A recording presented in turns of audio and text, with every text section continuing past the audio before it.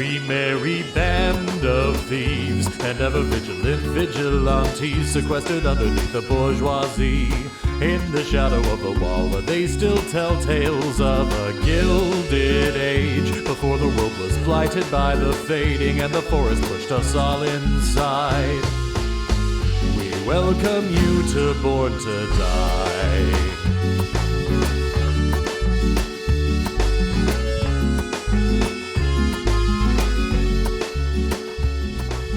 Hello, and welcome to Born to Die. I'm your host and GM Thomas for this game, using a somewhat simplified and hacked version of the Blades in the Dark system.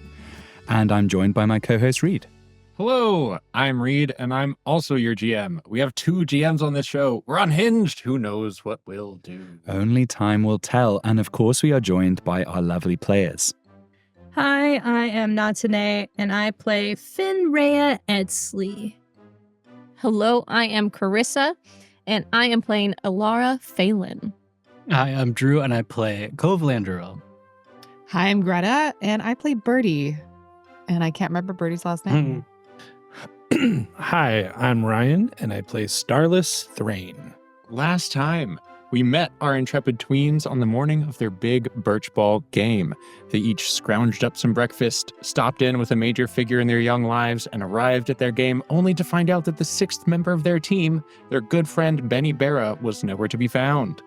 Alara's friend, Prindo Aplindo, had seen Benny arguing the night before with Zeke Vandren, the captain of the Smokestack Briquettes, and the very team they were about to play in mere moments.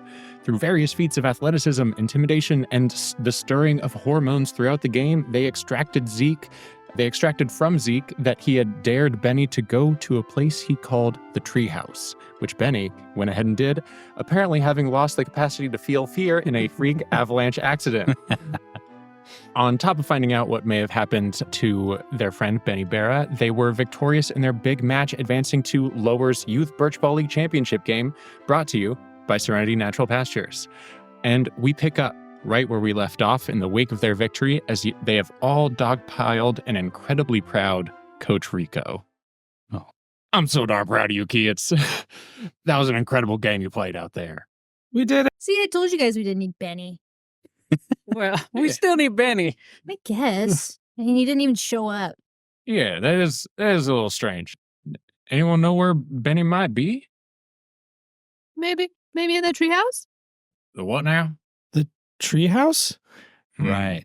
So this is probably the moment where we find out what you know about the treehouse, Mm-hmm. I think. And so the mechanic in Blades of the Dark is called Gather Information.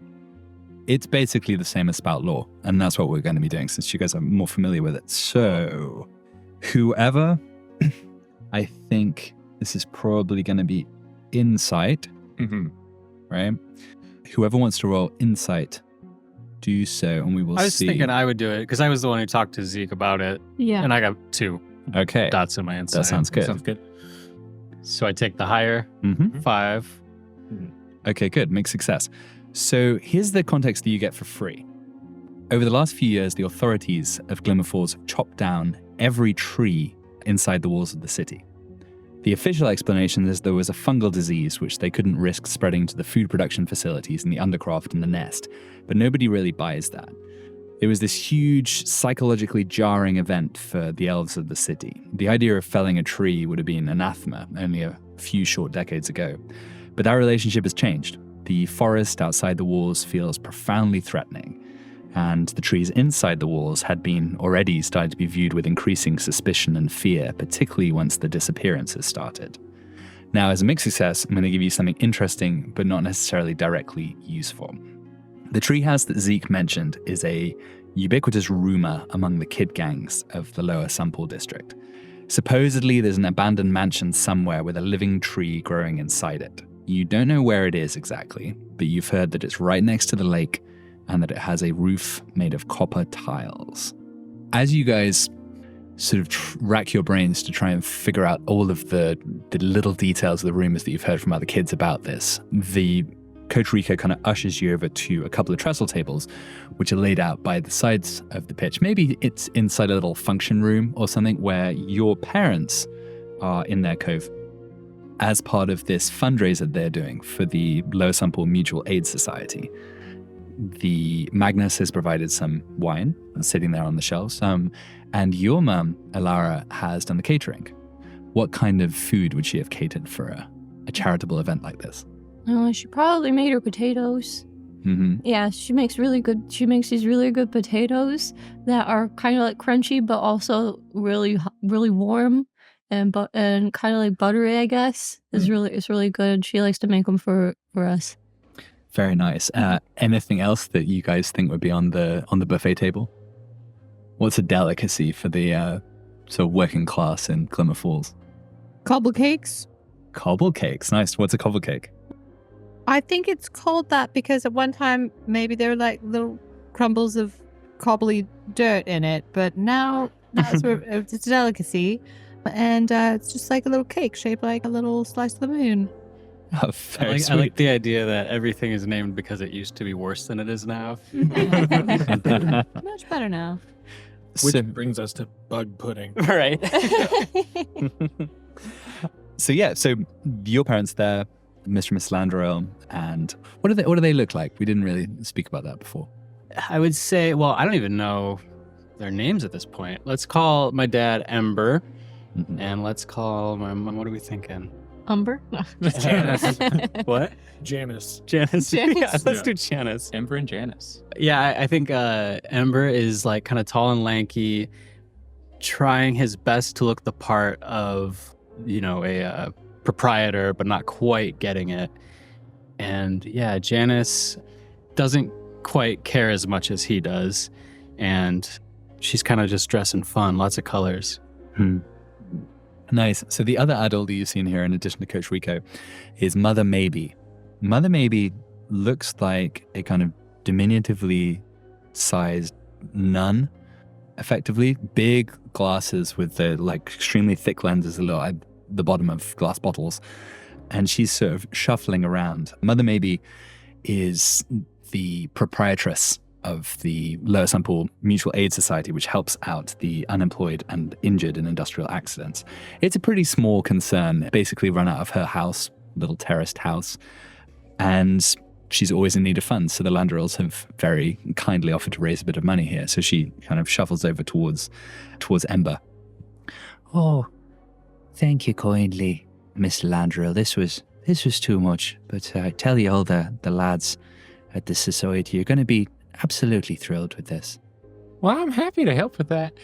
I mean, you've just got such a nice organization, and I really believe in the work that y'all are doing.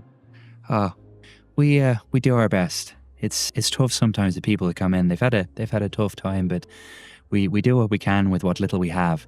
Now, could I perhaps meet some of the youngsters who are, the reason why we're gathered here today? Oh yeah, absolutely. Hey, Cove, get on over here. Yes, Paul? Come meet our friend Mother Maybe. Mother Maybe, it's so nice to meet you. I appreciate all you do. It's a pleasure to make your acquaintance, child. And what do you want to be when you grow up? Well, that's a good question. I don't think I'll be able to be a wine connoisseur or a vineyard owner because, well, we got to get rid of the place in about 15 years. That's the story for another day, I suppose. I'm not sure what I want to do. No, tell me about that. Why do you have to get rid of the place in 15 years? Well, there's some sort of curse on it. Magnus used to own it. He gave it to us because someone told him, the previous owner told him that he can only have it for 20 years and then he's got to get rid of it or something bad's going to happen. What a strange tradition. That's a weird tradition. I agree. I know Magnus. He's quite their dapper gentleman, And isn't he? he's very straight-laced in that. I could not imagine he would believe in something like that without a good reason. Quite. He's not here today, is he? And you see her eyebrows kind of waggling a little bit over the glasses. I don't see him. Well, perhaps give my best regards to him. will. And now, may I touch that little strong-armed one over there? I think Finn catches word that Mother Maybe is here, and she's disappeared. For reference, she's under the table scooping potatoes into her mouth. Uh-huh. But she can't trust people who ask too many questions or that pry. So I think that when I hear this, I kind of like from under the table shove Birdie forward. Oh, well, who are you, little fella?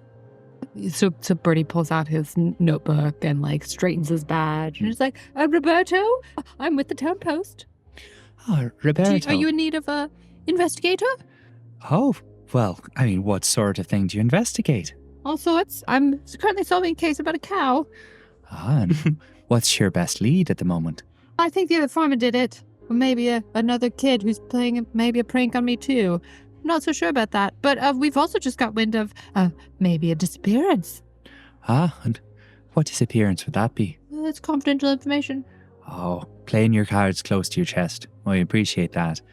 Now, children, it was marvellous to see what you did out there, but do send Finn my way if you catch sight of her. I haven't seen any head nor tail of parents for a long while there, and just worried about what your friend's up to and how they're making ends meet. Oh, she seems fine. She doesn't seem upset about anything. She seems like she's doing really good. Oh, well, that's lovely to hear. Seems like a resourceful young person. Oh yeah. And Mother Maybe goes back to talk to the adults. And there's a little collection box, and she's giving it a rattle, and they're all looking. It's very, small scale stuff, but she looks pretty pleased. So we will get into our first downtime mechanic right now. So some of you may have accumulated a decent amount of stress over the course of past game. Yeah. So now that we're in downtime, you can. This is just once we get into the real game, one of the many options that you have during downtime to spend your activities on. But this is the one thing that we're going to do here. So if you Downtime is in like sleepy time. it's like sleepy time, like a long rest, basically. Yeah. So what happens here is you will roll a d6 and remove the amount of stress that it has on that roll. However, wait, Don't stop. However, if you roll more than on the die than the stress you have overindulged your hobby, and you both don't clear any stress, and you will also take a level of harm in this instance. Yeah, in this instance, it'll be a level of harm, but later on in the game when we have more downtime options, there will be many different things that could happen. And the level of harm in this instance, we decided was going to be something like nauseous from eating too much potato and drinking too much non-alcoholic wine, or like sugar crash. Mm-hmm. Yeah. Okay. What happens if Laura has some road rash, birch ball road rash? Mm-hmm. So let's say I got 4 stress, and if I roll a 5, do I get a level 2 harm? So is that You would stacked? get a second level 1 harm. You Oh, have right, two there's you less- have 2 slots Mhm. on Got it. level How 1 does and she 2. ditch the harm? Would be the heal activity during downtime. This is a separate activity. So is it possible to like plan it out and be like, okay, I downtime heal, and then you can only do that, right? You can't get rid Can't of do stress both? after, or could you get rid of stress So after? you usually would have 2 downtime activities. Okay, cool. So you could But it- heal up and then try your stress. Exactly. Yeah. Or vice versa, indeed. Cool. But yeah, in this instance, if you did want to try and heal your harm, you could do that instead of the stress. So typically you'd also need an asset who was medically able. But I think in this case, probably Coach Rico has enough experience with Coach, birch rash. Yeah. Can you help me clean the blood off my scar on my knees and my elbows? My face.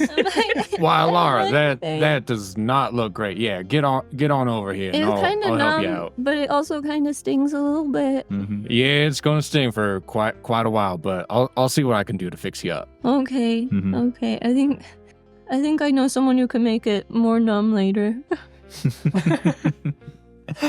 Yeah, yes, Now, you what do, is that indeed. supposed to? So let's say then that rash is treated. And Yeah. there will be a roll in normal times, but it's simple enough. So who wants to try and de-stress? I need to de-stress. Okay. Mhm. So do you want to go first? Yeah, I unfortunately de-stress by practicing.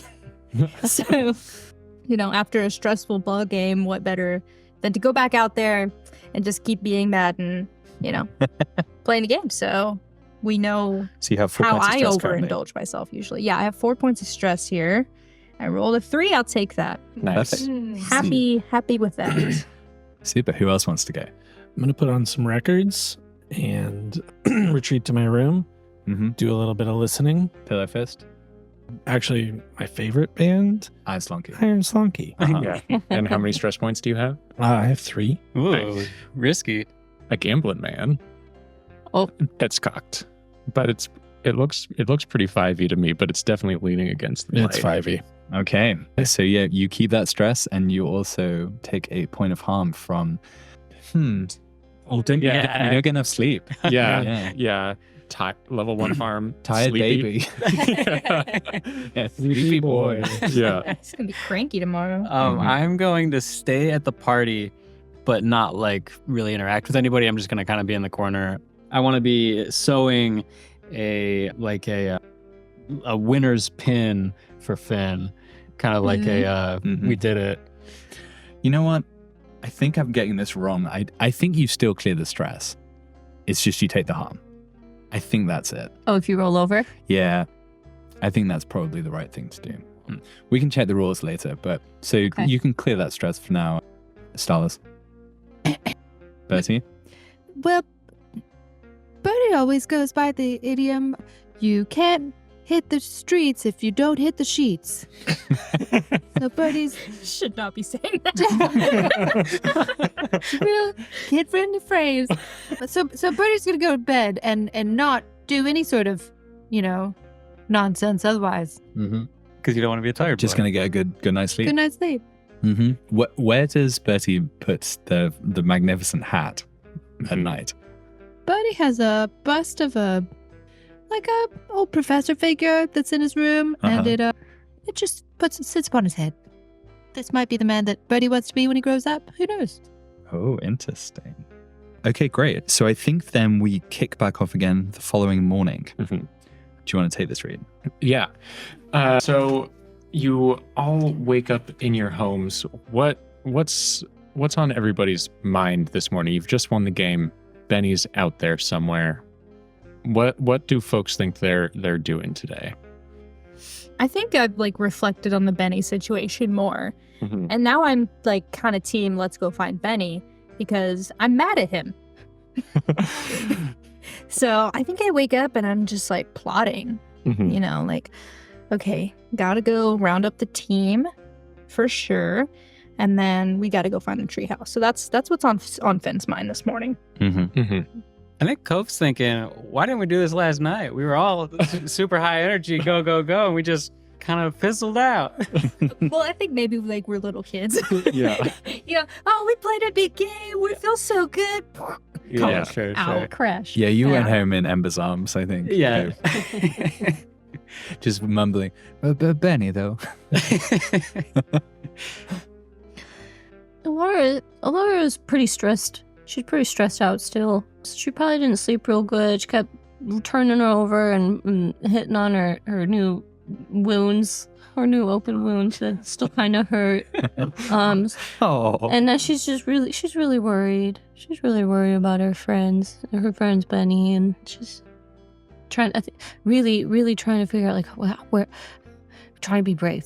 Trying to imagine jumping off that cliff and being brave, going into the treehouse. Mhm. Yeah.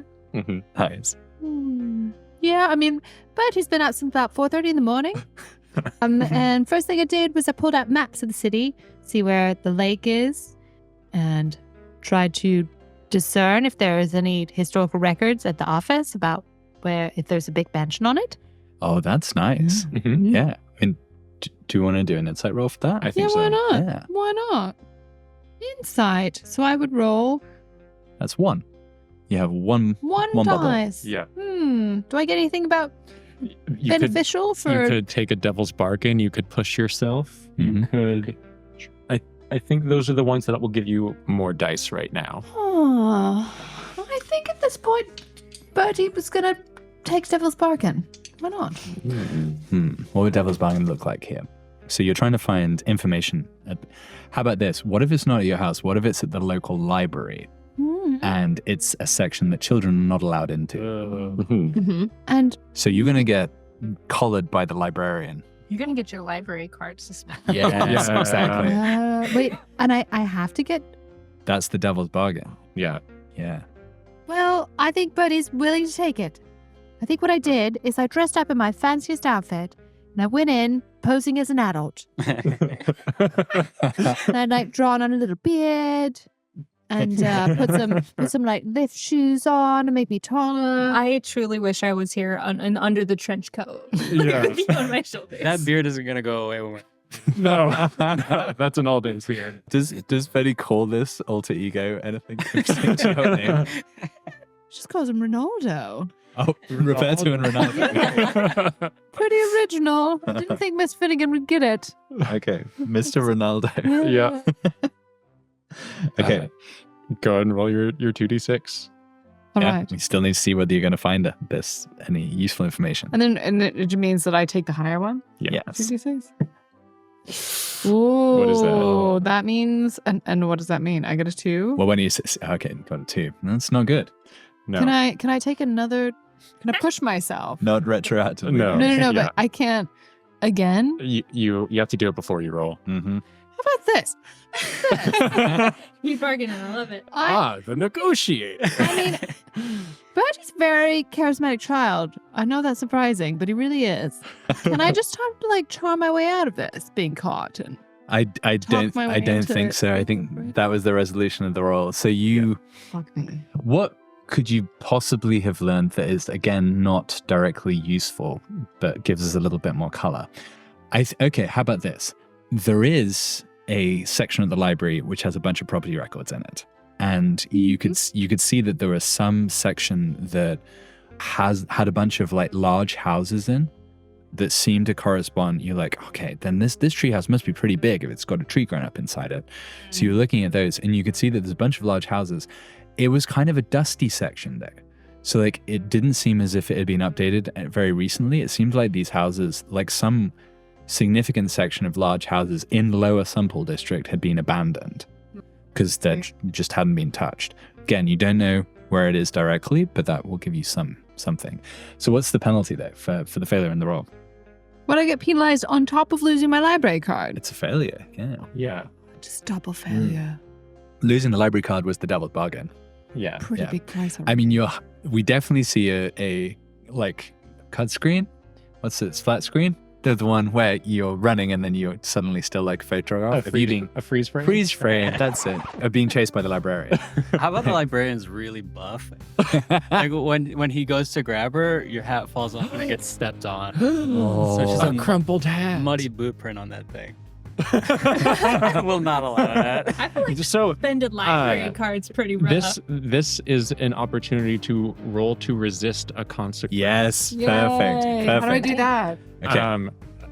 What stat do we think this is? This is Resolve. So- Can I charisma my way out of this? Yeah, let's read it. When you suffer a negative consequence like a squashed hat, it's amazing that they could see that coming. You can roll whichever the attribute, insight, prowess, or resolve, as appropriate to resist and negate or reduce the consequences. You roll as many d6 as you have action rating at 1 pip or higher, so as many bubbles as you have in that attribute. And you suffer 6 stress minus the highest number you roll on the resistance roll.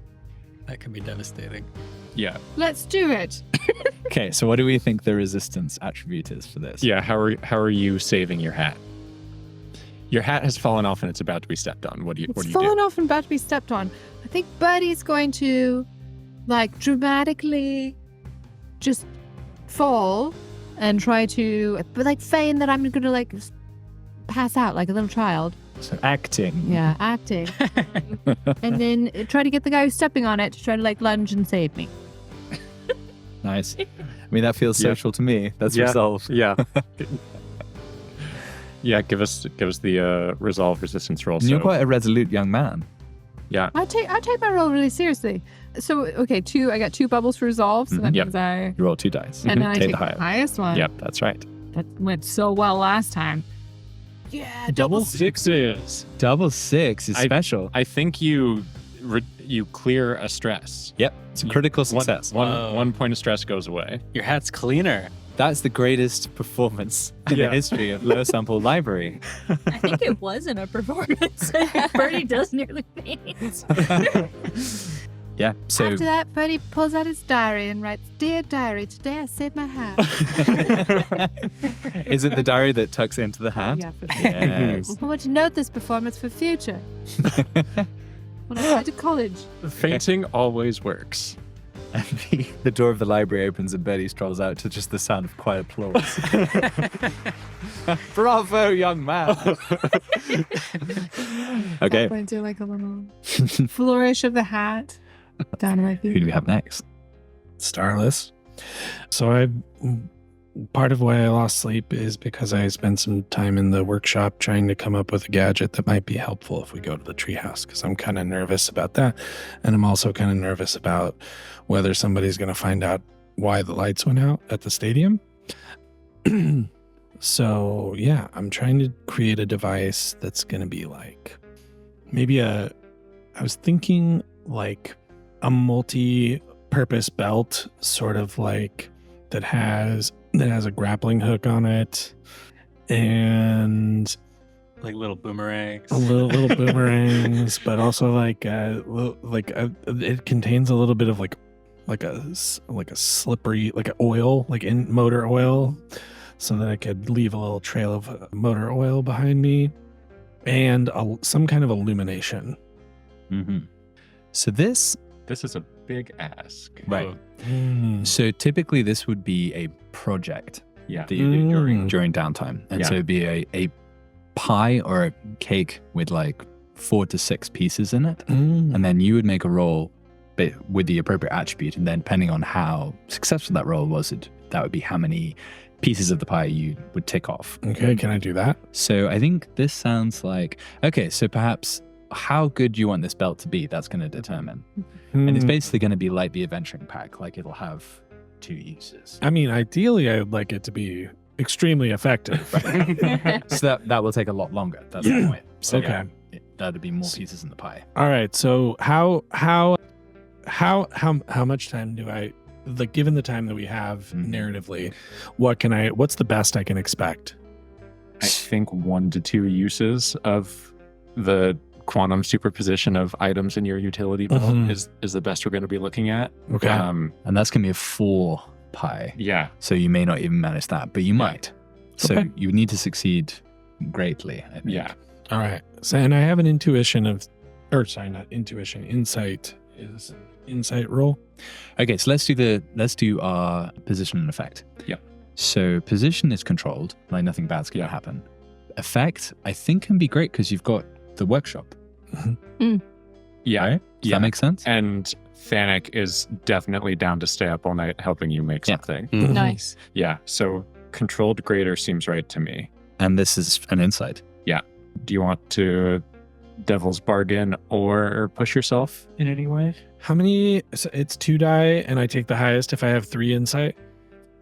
You have 3 die. you have put 3. 3 insight, so I get 3 die. Yeah, and I your take the highest. your stats are 300. Yeah. Yeah, you get 3 die, take the highest. All right. Okay, let's find out. I got a 3, a 4, and a 4. Right. So make Yeah. success. So in this instance, that's going to be 2 on the pie of the project clock. Out of, we said 4? 4. So it's So not you're- finished. yeah, It's you're almost unfinished, done. unusable. Yeah. Yeah. So At that it's moment. it's still in progress in the lab. Yeah. All right. And I think with that, everyone's making their way towards the central meeting point, which is going to be just outside the local tavern, the Nosebag. Mm-hmm. The nose bag. Mm-hmm. Yeah. Yeah, the Nosebag used to be, has quite a number of the kind of older buildings in this area. It was set up originally for kind of traders and farmers who were coming to kind of stay just outside the walls of the city when they were bringing their stuff in to sell to the rich elves of Glimmer Falls. So those buildings aren't really used for their original purpose anymore because there is no one living outside. There's no one to trade with. And all of that area outside the walls is now the lower district of Glimmer Falls. So this old coaching inn, which used to have slonky drawn carriages coming in and some of the wealthier farmers and merchants staying in, has now serving a very different and somewhat less salubrious purpose as just a local drinking hole for the workers of the area. So it's quite a large kind of building in front, and then behind there are some stables that used to house kind of carriages and slonkies, but are now a little place for people to sleep off their drunkenness, that sort of thing. And as you are walking up to the nose bag, you can hear some chatter coming from the stables in the back. I mean, we would have won if they hadn't been just cold-blooded cheaters. Nelly, I can't believe you made this deal. And Reed, you gonna torch yourself now? Yeah, this is just gonna be the next 20 minutes. This is the exact problem we were hoping to solve by having 2 GMs on this show, and yet here we are. And you can just hear Nelly kind of whimpering like, "Come on, I mean, it was my dad's birthday coming up. What do you want from me? It was just a game." And voices start to get more and more raised. It seems like their whole team is back there as everyone's sort of yelling at Nelly. I think you definitely hear Charlie as well. Mm-hmm. And I think he just can't believe it, basically. He's a nice kid. Like, he's like, Oi, Nelly, I wouldn't believe that you'd betray us like that. And I mean, this thing about the lights going out, that can't possibly be down to them. Like, that's just machine or mechanics or whatnot. Zeke, you've got to be kidding us. They're not so nefarious as all that. I mean, ask Alexi. She saw it. Yeah, I saw I saw that little creepy one. The creepy one has always got like the spanners and screwdrivers and whatnot. He was doing something. I saw him, he was creeping into the tunnels underneath the stadium. He got some little flashlight or whatnot. I don't trust him. Oh dear, I'm found out. Don't worry, we'll take care of you. Question as Drew, how do they know Nelly betrayed them? It seems like Nelly told. Okay. It seems like Nelly told them. Nelly Yeah. betrayed and then told them. Yeah. Classic kid. Terrible criminal. What? I don't think she should get her wine now. Also, I can't believe you did that. Oh, calm down now. Here, have a badge I knitted for you. You knitted that for me? It has a baseball and a number 1 inside. Or a birch ball. This is... Okay, I forgive you unequivocally. It's the greatest gift in the history of Yeah, I think, Finn's just got this, that $1 million smile, but still eyebrows a little furrowed in frustration. That, she's just got that big smile, with the missing tooth young kid. She's stoked. And to be clear, I had nothing to do with the lights. What lights? Oh, you mean that weird black? Yeah. Exactly. What lights? As you're kind of commiserating and as Finn's voice gets a little raised, "I can't believe you would do that." You hear Zeke, "Hold up. Oh, you hear that?" Yes, I think that's them, isn't it? Why don't we go talk to them? We can straighten this thing out once and for all. Yeah, let's go have a chat. Oh no, you guys! I think they're coming. Oh, okay. No, I don't know if Alara's brave enough to. I imagine Alara would be one of those people where she's like, she wants. I could be up there. I could be talking to these other kids, but still not quite brave enough. Mm-hmm. Not quite. Just hiding behind Finn. Yeah. I imagine there's going to be a lot of hiding behind Finn. Yeah, Finn, you got this. Darn right I do. You bring your bat. Always have my bat.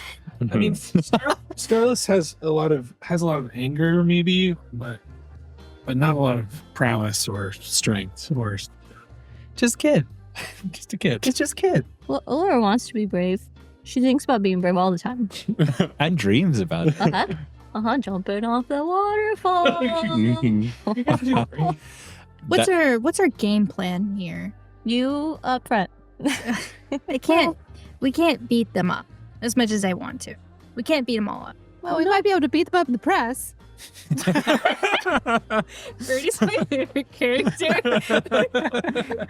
He's been drafting a headline. Losing team with loose morals. Ricketts throws games and pulls lights. My jaw is slack. I think that would get him in trouble, Birdie. Well, isn't that what we want? I guess so. I thought we just wanted him to not just to be nice to us and not be mad at us for winning. Well, we can do that too. I don't know. And you come across them. Well, The two of you, the two groups are squared off in the street. Yeah. Zeke just walks straight up to Cove. What's the big idea? We were playing a competitive game. How could you possibly make a deal with one of our players to have him throw it? That's the worst thing I've ever heard. Well, I don't know what you're talking about because you got rid of one of our players. We're just even in the playing field. Hey, no, that was completely different. I didn't think he was gonna do it. It was just a dare. I didn't think Benny was gonna go in, and this was different. Okay? Well, I don't think it's very different. I think Zeke shoves you. I'm not. Hey, gonna you react can't to shove that. him. I can do what I want. That's a fair argument. Yeah, and Charlie steps forward as well, and he puts his hand on Zeke and he's like, "How, Zeke? Let's not resort to violence. We don't need to do this." But I have heard, and he looks directly at Stallers. Were you something to do with the lights going out that won you that last couple of runs and won the game? Absolutely not. I would never do. I am a person of morals. How is that even possible? Yeah, are you it was a technological failure. Oh, I've no idea how you would have done it, but I know that you're always scrolled up with that strange old fella who's got all of his mechanicals and his machineries and his robots and whatnot. So I've no doubt that there's, those crazy automatons. Don't you call my grandfather a strange old fella? Is he not? I mean, yeah. It seems accurate to me. But yeah, are you really going to stand here and say that you were nothing to do with it? I mean, Alexi saw you creeping in the tunnels. Yeah. I just like to be in the tunnels. What was Alexi doing down there? Yeah. I think Fair point. Yeah, maybe you have something to do with the lights. And Tell him, Finn. Charlie looks kind of confused at this point. There's too many voices. He's like, I'm all of a muddle. Hey, don't worry about it, Charlie. Hey, he can prove it. Hey, what do you have in your pockets right now, Stalis? What's in Nothing. there? Show us that you don't have any crazy devices. Show us you don't have nothing. Because if you had something cool, I know you have it on you. I mean, I guess at this point, Starless just pulls his pockets out, and they've already been put. He already got rid of the device while he was resting. Yeah, fair enough. See? Huh. I mean, I don't know what to believe now. Surely he'd have his little incriminating whatnot on him. Well, Zeke, word on the street, Benny didn't come home last night. Oh. So if anyone's got something to speak for, it's you. And you knew about the avalanche. You can't dare. Everybody knows we about all- the avalanche. We all knew about the avalanche, Yeah, avalanche is common knowledge. I mean, if Every anything, single one of us knew about it. Before anyone said anything about it, everyone was expecting the avalanche. Well, it sounds to me like you should have known better then. Maybe. Hey, maybe I made a mistake, okay? I wasn't trying to do nothing. Well, you did.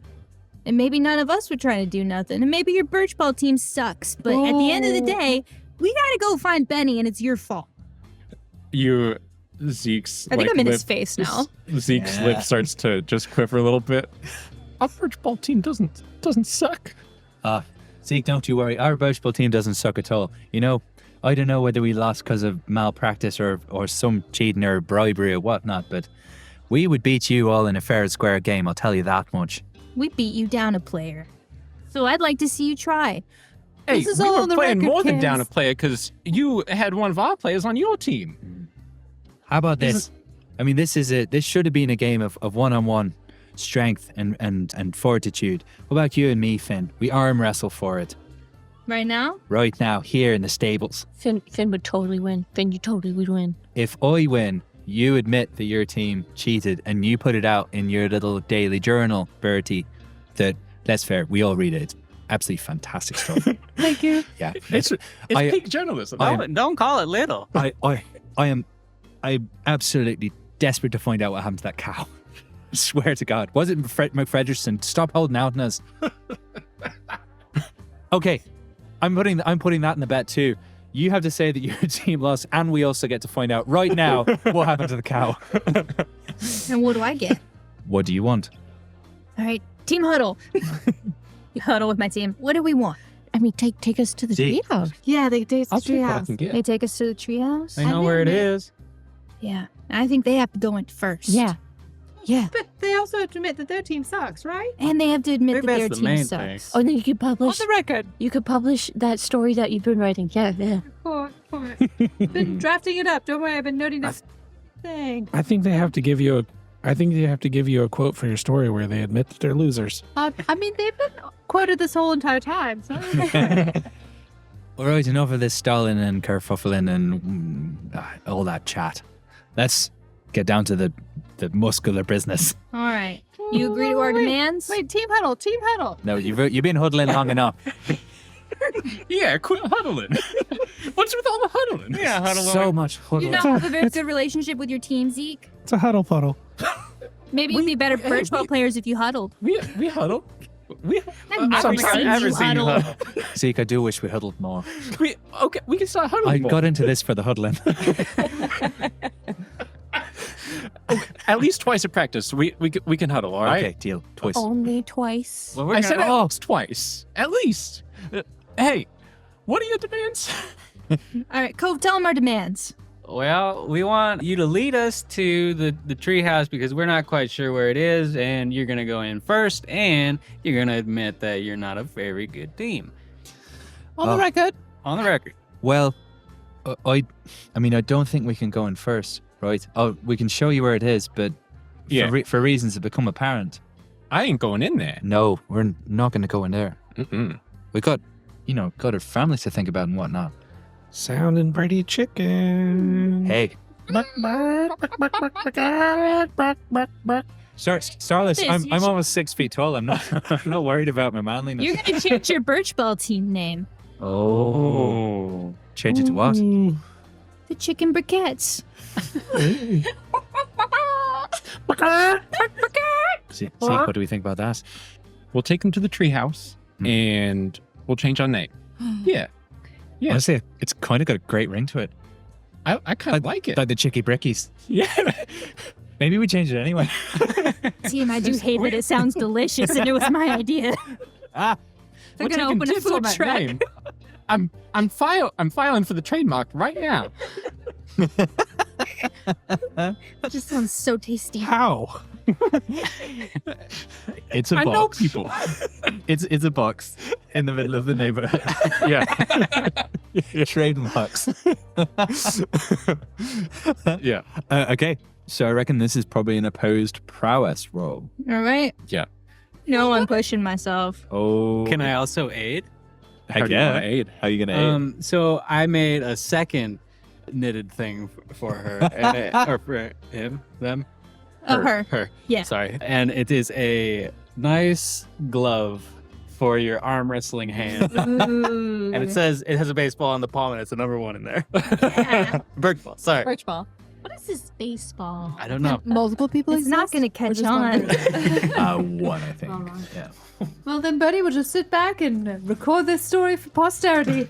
And you're pushing yourself as well. Yep, I marked my stress. All right. I think Charlie's just strong, but there's none of that going on. Well, Finn's got a team. All right, you roll. I want to see what I got to beat. Not much. Gotta be a 3. Whoa. 6, 6, 5, 3, 1. Critical success. Critical Yeah, he's got 2 6s. Nice. Just what does a critical success look like in arm wrestling? I think that, like, this doesn't go down right here. I think that word starts to spread about this, like, and then, like, this arm wrestling match. I think a lot of other kids are present. Like, we're set up on, like, a wooden crate out, like, we're behind a tavern by, like, some stables or something. I think we've got, like, a wooden crate.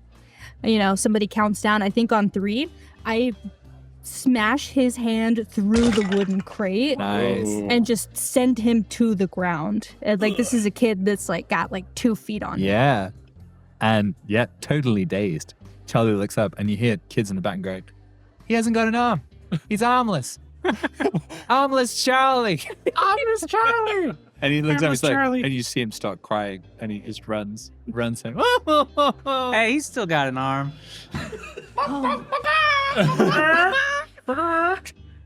Finn feels so bad but can't let that show. So, I think Finn really likes and respects Charlie, but I can't show weakness right now. So I'm also clucking my arms and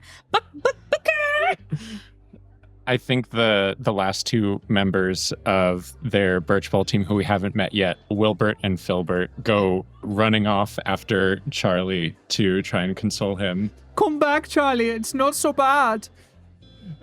We still like you, Charlie. Charlie was the biggest of us and also the strongest.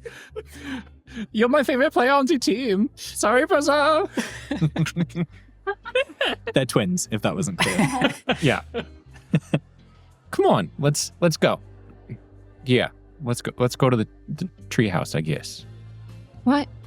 Did you never been in the treehouse? No, I've never been in. Who goes in?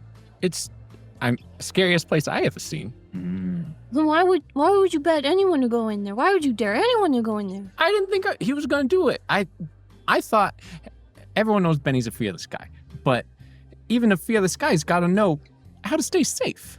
And all I wanted to do was make him say he couldn't do it the day before the game. That's all. That's all. That's not very nice.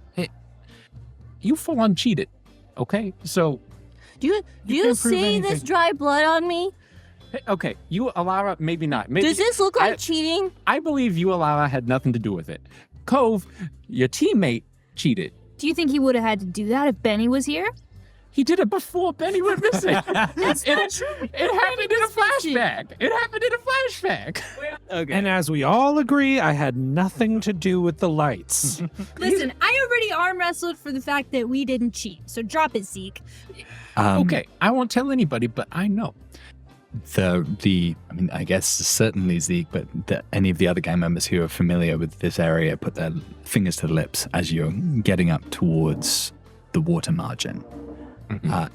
At the edge of the district, by the actual sun pool itself, by that large reservoir at the bottom of the falls, the same one that the Birchville Stadium abuts, there is a fence, tall, wrought iron fence. It encloses a sort of small district which is on the shores of the lake, but inside Glimmer Corp property. These were, you can see kind of peering through, some large houses that look like they were probably the kind of summer houses of wealthy families from above, back before the lower tier of the city really existed, back when it was outside the walls. So we've got this big wrought iron fence, tall, pokey on the top. There are signs, painted signs hanging every 10 or 15 meters that say, "Do not enter. Interlopers will be prosecuted." And then it has the Glimmer Corp symbol on these signs. Doesn't prosecuted mean killed? Yeah, I think so. So if we go over, maybe that's why Benny's died. Maybe Benny died because he went over the fence and he got caught. Oh, we got persecuted. Well, Persecuted to death. so Zeke looks thoughtful at this. And Benny didn't actually go over the fence. How did Benny get in there? He found a storm drain just down a little bit, just a little ways down. Loophole. Yeah, So he didn't get persecuted. No, he said storm drain. If you go He might under, still be persecuted. No, he don't didn't say go that. over. he's not going under. Yeah. And Zeke points off into the distance. Across the lake, you can see a dilapidated house, copper shingles of the roof falling off into a small pile at the front facade. And Zeke points over to that building and says, "That one there, that's the treehouse. So you just sneak on through the storm drain, and hey, there's Benny, I guess." At this point, you hear footsteps coming from up the street. And in the distance, you see a patrol of the corporate watchmen. You see they have lanterns in one hand. They have their customary stout sticks hanging by their waist. They're patrolling the fence to make sure no one gets in. And they're heading in your direction. What do you do? Go to the storm drain. The entrance to the flood tunnel looms like a gaping maw, its edges jagged and overgrown with creeping vines and moss. The darkness within is impenetrable, swallowing light and sound. You can feel as you get close to the entrance, cold, damp air emanating from its depths, carrying with it a musty scent of stagnation and decay. The feet of the watchman's patrol are coming up the road towards you, and you can hear probably their voices a little bit at this point. What's a little snatch from the watchman, Reed? It's Roy Bourne out here today, isn't it? It's a ripper. Oh, I haven't seen nothing in a week, two. Like, what do they even have us out here for? Oh, I mean, maybe some kids will be sneaking in a storm drain, and then we'll have to pull them out by their ankles. Australian. That will be great. No, we're from Glimmer Falls, right? Hey, Australia. What did I even say? Australian? Oh, there's something in the water here, mate. That's for sure. You all duck in as they come walking back, and you find yourselves inside the tunnel. It is a realm of echoes in here. You can hear dripping water, the occasional splash, the scurry of little feet on wet stone. And as you kind of move inside slowly, you can hear the echo of your own footprints too. You can see in the kind of near distance the silhouetted sky of the opposite end of the tunnel. It's pretty big. So you have on one side like a walkway or a platform made of some kind of metal that's kind of moving along one side of this large storm drain. And then the rest of it is this. It's hard to tell how deep it is, but there's a channel of water. It's certainly deeper than, ankle or knee. So this is why the platform is there. What do you do? Do you proceed in darkness? All right, don't fall into the water. You might get persecuted. We'll try. Can't really see anything. Just hold on to the person in front of you. Who's in front of me? Zeke? Did Zeke come with us? No. Okay. Zeke left you at the storm drain. There's no one in front of me. No, I thought Birdie went first. I reach around for Birdie. Birdie. Birdie's up here. I grab Birdie. I don't touch your hat. Now, No one you touches might, my hat. you might have matches for reasons I don't necessarily want to bring up. Hey. Oh yeah. I guess I do. Oh yeah. Do you guys want a light? Need a light? Add matches and mark one off your loadout then. Nice. Yep. Okay, so Lara gets out a box of matches. What's the graphic on the matches, on the matchbook? What local establishment does Lara have these from? It's my dad's. It's where my dad works. He's an herbalist. Mm-hmm. So it's like a really like pretty lady on the front, but she's kind of like got this really long flowing hair everywhere, and it's not. There's not a whole lot of detail, but it's Is just, she nude? she might be. Just a little bit of hair tastefully covering the Yeah. nipples. This raises a lot of questions about your father's business. He's that kind of herbalist. Well, I'm not allowed to go in often, but he brings stuff home sometimes, like these matches. So sometimes I take them. Great. You strike a match, and you're able to see the kind of interior brick walls of this large tunnel. You can see the water in this light looks basically black, and the tunnel's, I don't know, perhaps 50, 75 meters long until it gets into the district. And as you make your way along, matches kind of burning in your hand, and then as it gets to your fingers, you drop it, light another. You're wary. It's a strange environment. There's all of these odd noises and these smells that you're not used to. You smell the aroma of decay, but also this pungent odor that kind of fills the tunnel and cuts through the decay that you're not familiar with. Suddenly, as stepping forward, you're kind of, as you're looking around, something crunches under your feet. You look down, it's bones. Ooh. Is that the odor that we've been smelling? Do you want to have a sniff? No. I think that our friend Cove is a pretty good palate. No, Did you say you want me to taste the bones? no, but like sniff. I'm not going to sniff the bones Sniff- either. no, Let's just sniff keep the bones, going. Just like sniff the cave. and I'm just see- going to hold my breath as well as I can, and we're just going to leave. Who amongst you would have any kind of knowledge of anatomy or nature, do we think? I think a Laura. Probably. I was gonna, or Oh, well, I think nature, Alara, and maybe anatomy on Starless would be my Yeah, guess. because I was gonna say nature as far as like plants, probably more so, but not Yeah, I necessarily like definitely anatomy. Do you think you know I definitely skeletons? Sorry. You might know skeletons from your like band. Host Album. Oh, yeah, size. definitely. Well, and like, And also from designing yeah. automatons. Yeah. I needed to Okay. have some sense of anatomy. Roll insight then. Okay. Starless. Okay, 1, a 2, and a 3. Oof. That's nasty. That's what he said. I'm very tired. Oh, right. We need to be taking into account the fact that you have a harm. You get, the first harm minus Reduced effect. Less effect. reduced effect. Okay. Yeah. Yeah. So yeah, your tiredness would have made it hard to identify. You would have maybe only got some of them, but with this failure Those on are the dice, bones. yeah, you actually you look through them. You're sure that like maybe if you had a bit more sleep, you could tell something else about them, but you just get frustrated with yourself. You're like, "Ah, stupid," and you just throw one of them into the liquid over there.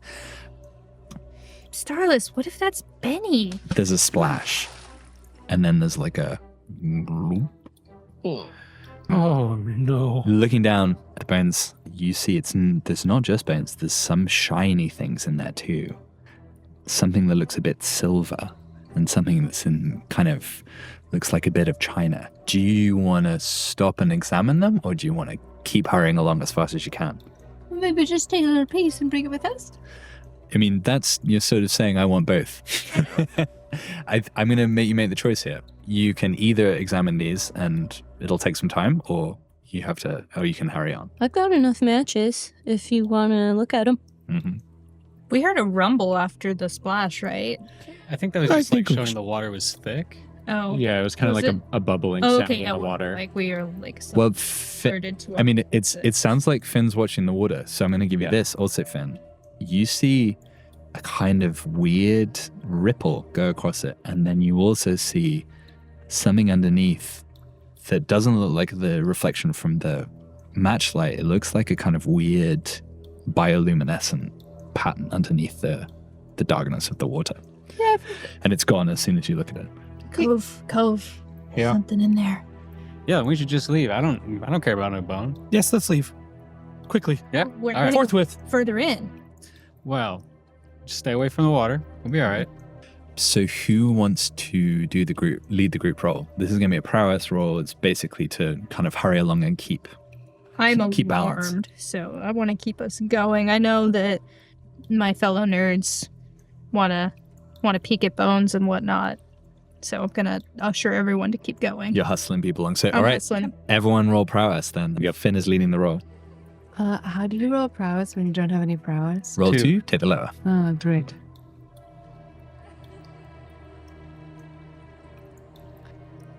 Okay, so how many successes? What's the highest? 6. 6, nice. All right. How many failures? One Okay, one failure. from Greta. So yeah, shout up on these because the audience can't obviously see. Mixed success. Okay, so just failures is what we care about in these rolls. Actual failure, but Bertie was too busy scribbling down notes. Okay, and Finn. Mine was a 4, so Okay. I think that's mixed. So you take 1 point of stress, Okay. but the action succeeds. I think I have to run back to get Birdie. You have to run Yeah. back to get ready. Yeah. Alara, weirdly, like, my gosh, you are dexterous. Like, is there some reason why Alara would be really good in the dark? Well, she's the one holding the light. Mm-hmm. So That definitely helps. confidence, it's like what is this? Confidence knowing where I'm stepping, where no one else around me, they're following me. They need me. So You got that's what those- this is. This Alara's like, I'm needed right now. This is my time to That's- literally shine. That's very nice. I Yeah. like that. And you got those cool ass matches. The nudie lady on it. I keep looking at those matches. Uh, I'm feeling some confusing feelings right now. Finn, when you hear Bertie stumble and hit the deck, and you turn around and go to pick Bertie up and kind of half carry him towards the end of the tunnel, you see something else in the darkness. You see 2 glowing, like globular eyes just kind of raise up from out of the water, and they're looking at you unblinking. I think I put a hand on my bat and sort of just like I'm gonna usher Birdie back, and I'm just gonna be walking backwards, like making eye contact with it. Uh-huh. But, I'm holding up the rear now, and I'm gonna try to keep it in my sights. As you do, and so Lara's kind of in the leading the rest of the gang, and you're getting towards the end of the tunnel. You can see the sunlight outside kind of poking through the fog and the cloud. As you're kind of backing up and ushering Birdie behind you, you see the eyes kind of raise up in the darkness. You can see very little else. In fact, maybe give me like, what's going to be for like, probably insight. This is kind of testing your like night vision or ability to discern effectively. 2. Okay. You really can't make out very much at all. Like, you, for whatever reason, like you. I think Alara's so far too now with the match. Right. Mm-hmm. You're basically completely in the dark, and you spend so much time watching Birchful games with extremely bright lights. Yeah. You have very little dark vision, but you know what you can hear? Just this like clammy sound of flesh, of like wet flesh on stone and on metal, and it's this kind of gross, kind of dripping, gripping sound, and it's a few, I don't know, let's say you reckon 15 meters behind you, but you could not be sure. Like, your ears aren't great either with that roll. And I'm American, so I don't really know what a meter is.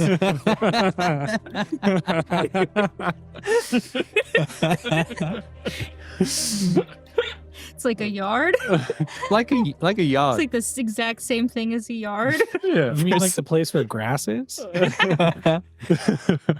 But it's gaining on you. That's what you can tell. This like horrible kind of squelching, clammy sound, and you see the eyes, and then you see that same kind of bioluminescent swirl, and it's out of the water, and it's gaining on you. But you are so close to the end now. Run, okay, run now! You're not gonna persecute me, fish!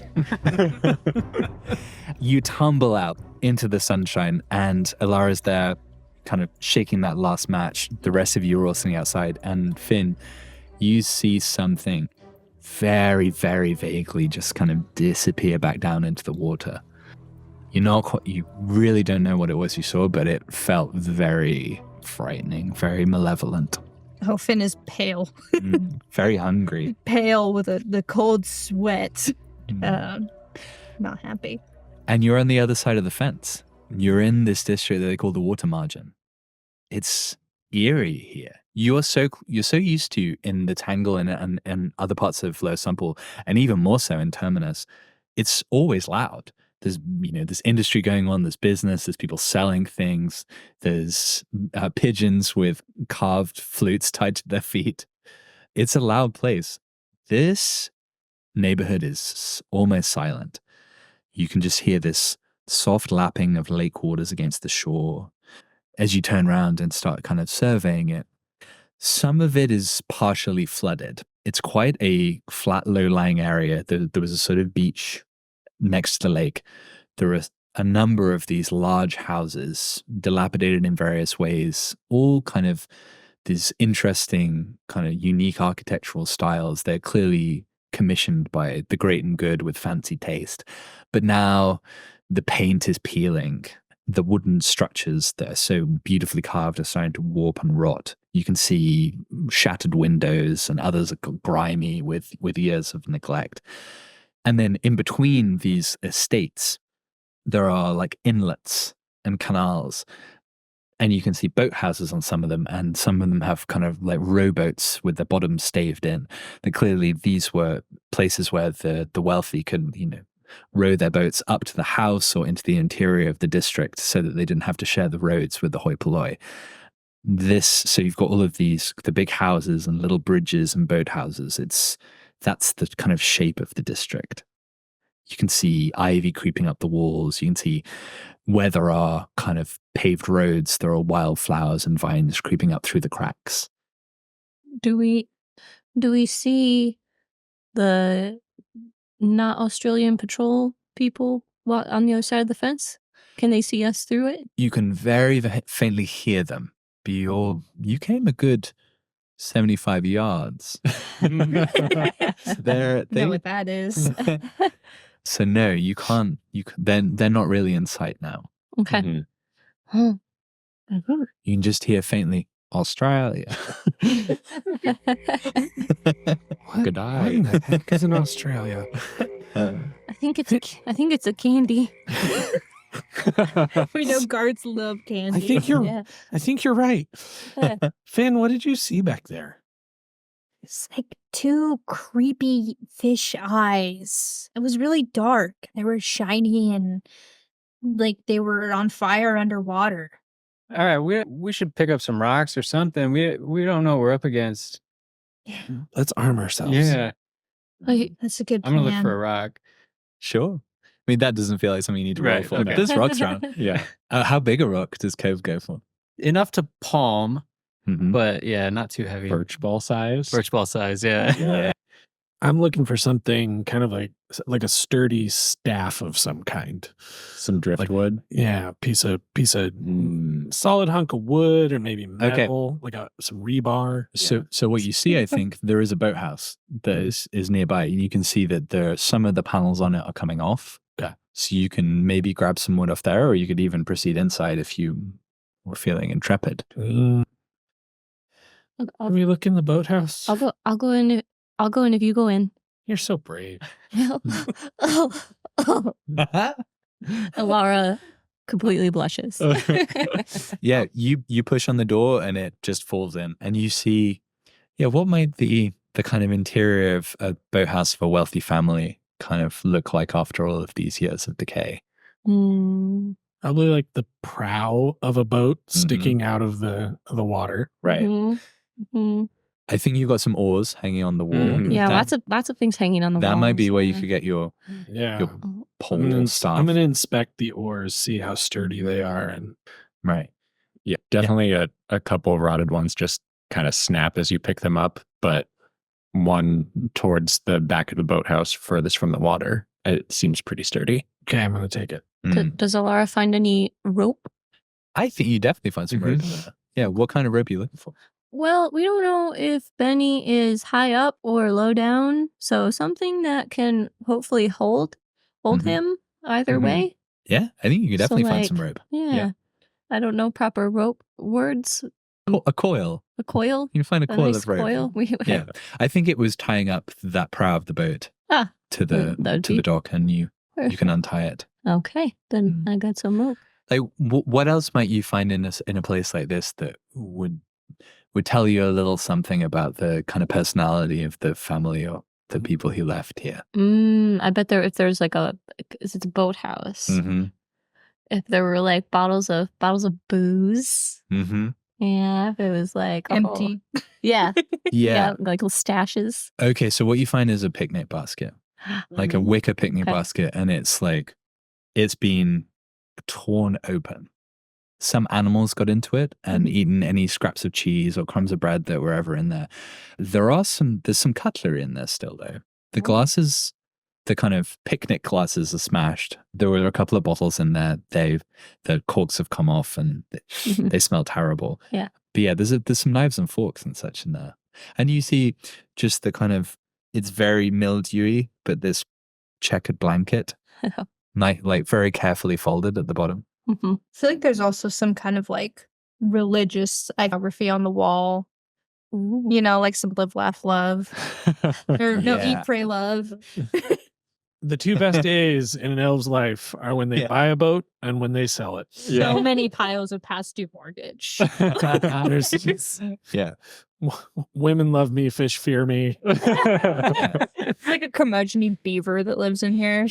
Yeah. There is a commercially beaver, and that's what drives you out eventually. And you, I want to gather Hustle some of back the cutlery if I can. yeah, you can take a bit of cutlery. Yeah, I think Birdie might like a little fork, maybe. Mhm. Yeah, the golden hat. Mhm. Yeah. But you got a hat fork? So like another piece of flair to go on my hat. Yeah. You don't have to put it in your hat, but it could look cool. That's a great idea. As you exit the boathouse Take a fondue fork. with a fondue Yeah. fork and your staff made of half of an oar, the mist begins to roll in. the district looks instantly even more sort of ghostly and nostalgic. It softens the edges of things, making the abandoned houses appear as if they're slowly fading from reality, swallowed by the fog and the encroaching kind of wildness and vines. You see in front of you, between yourselves and the estate of the treehouse that you're trying to get into, a bridge. Wooden bridge across one of the canals. Some of the planks have fallen through and rotted, but it looks passable. How do you approach it? Not first. Should definitely go one at a time. Have to check for beavers. You had a really mean one in there. That's a good thought. Yeah. So do you want to, let's say, I mean, this maybe feels like a discern realities. Yeah. Yeah. Who would like to discern the reality of this bridge? Bertie, did you see any It's not up beavers? there, but you're familiar with it. It's an insight roll. This will be. Inside. Oh, That's a that's a one. one. Looks safe. It's very safe, guys. Let's go ahead. Birdie runs ahead to go check out this bridge. And as you get up onto the first couple of planks and you're like, stamp, stamp, stamp. Stamp, stamp, stamp. It's safe as houses. Stamp, stamp, stamp. Oh! And you guys see Birdie's just little dumpy leg go through one of these bridge and just straight through onto the other side. And you are stuck up to your waist in this bridge, the rotting planks, which are giving way. And you All hear right. this. Laura, get that rope out. I'm going to give you my oar to Save me. What's in case it helps. Okay. Okay, who's helping? I think that you've got the rope we tied around my waist, Mm-hmm. and I'm gonna like have the oar handle at Birdie. Like, all right, come on, Birdie, grab on. But first, save my hat, please. I can't even. I can reach you and your hat at the same time. Just grab the oar. Fine. But you have to make a choice. If I have to make a choice, I'll save the hat. Thank you. But Betty grabs the oar or the rope, whatever's Okay. in front of me. Great. So I think this is probably prowess on your part, Finn, Mhm. All right, to hoist Bertie I up. got double sixes. Oh, Awesome. beautiful. What's the most stylish way that you can extract Bertie from this predicament? You know, I think I like take the oar and I whack one of the bridge planks and it like teeter-totters you up into the air and I catch you above my head and your hat lands on my head. Yeah. That's Bravo! I think Betty's imagining like the end of an ice skating routine. It's like landing arms. My hat comes off my head onto yours. Great symbol of friendship. Thanks for saving me again, Finn. Nice. I'll always save your hat and you, Birdie. And with that critical success, I think, Finn, you are able to pretty easily, kind of with Bertie in your arms, track a safe path across this. You can see where the planks are rotten now. You, with one hand kind of held out, you're holding the rail. It's worn smooth from generation upon generation, centuries of hands that have gone across this. And this was a beloved and trafficked place. This is a wooden bridge, right? Wooden bridge, Mhm. yeah. Yeah, I think maybe now that I have my bat, which is nice wood, Mhm. I can kind of tell the difference now between what's rotten and what's Mhm. solid. Yes, exactly. And you see, as you get towards the other side, that the distinction between the end of the bridge and where the vegetation that has grown up along the banks is really kind of starting to fuse one into the other. That there are like moss and small plants making their homes in the crevices. You can see kind of this wild growth of shrubs and vines that have interwoven themselves. The landscape is really kind of reclaiming and regaining this structure. And you see kind of dragonflies and insects dancing in the air above the water. It's quite beautiful, if a bit spooky. Particularly spooky as you see the ripples in the canal that you don't know, like, is the creature following you? Is this just kind of accidental rippling of the waves? It's as strong and as dexterous as you are, you want to be away from it. Yeah. Mm.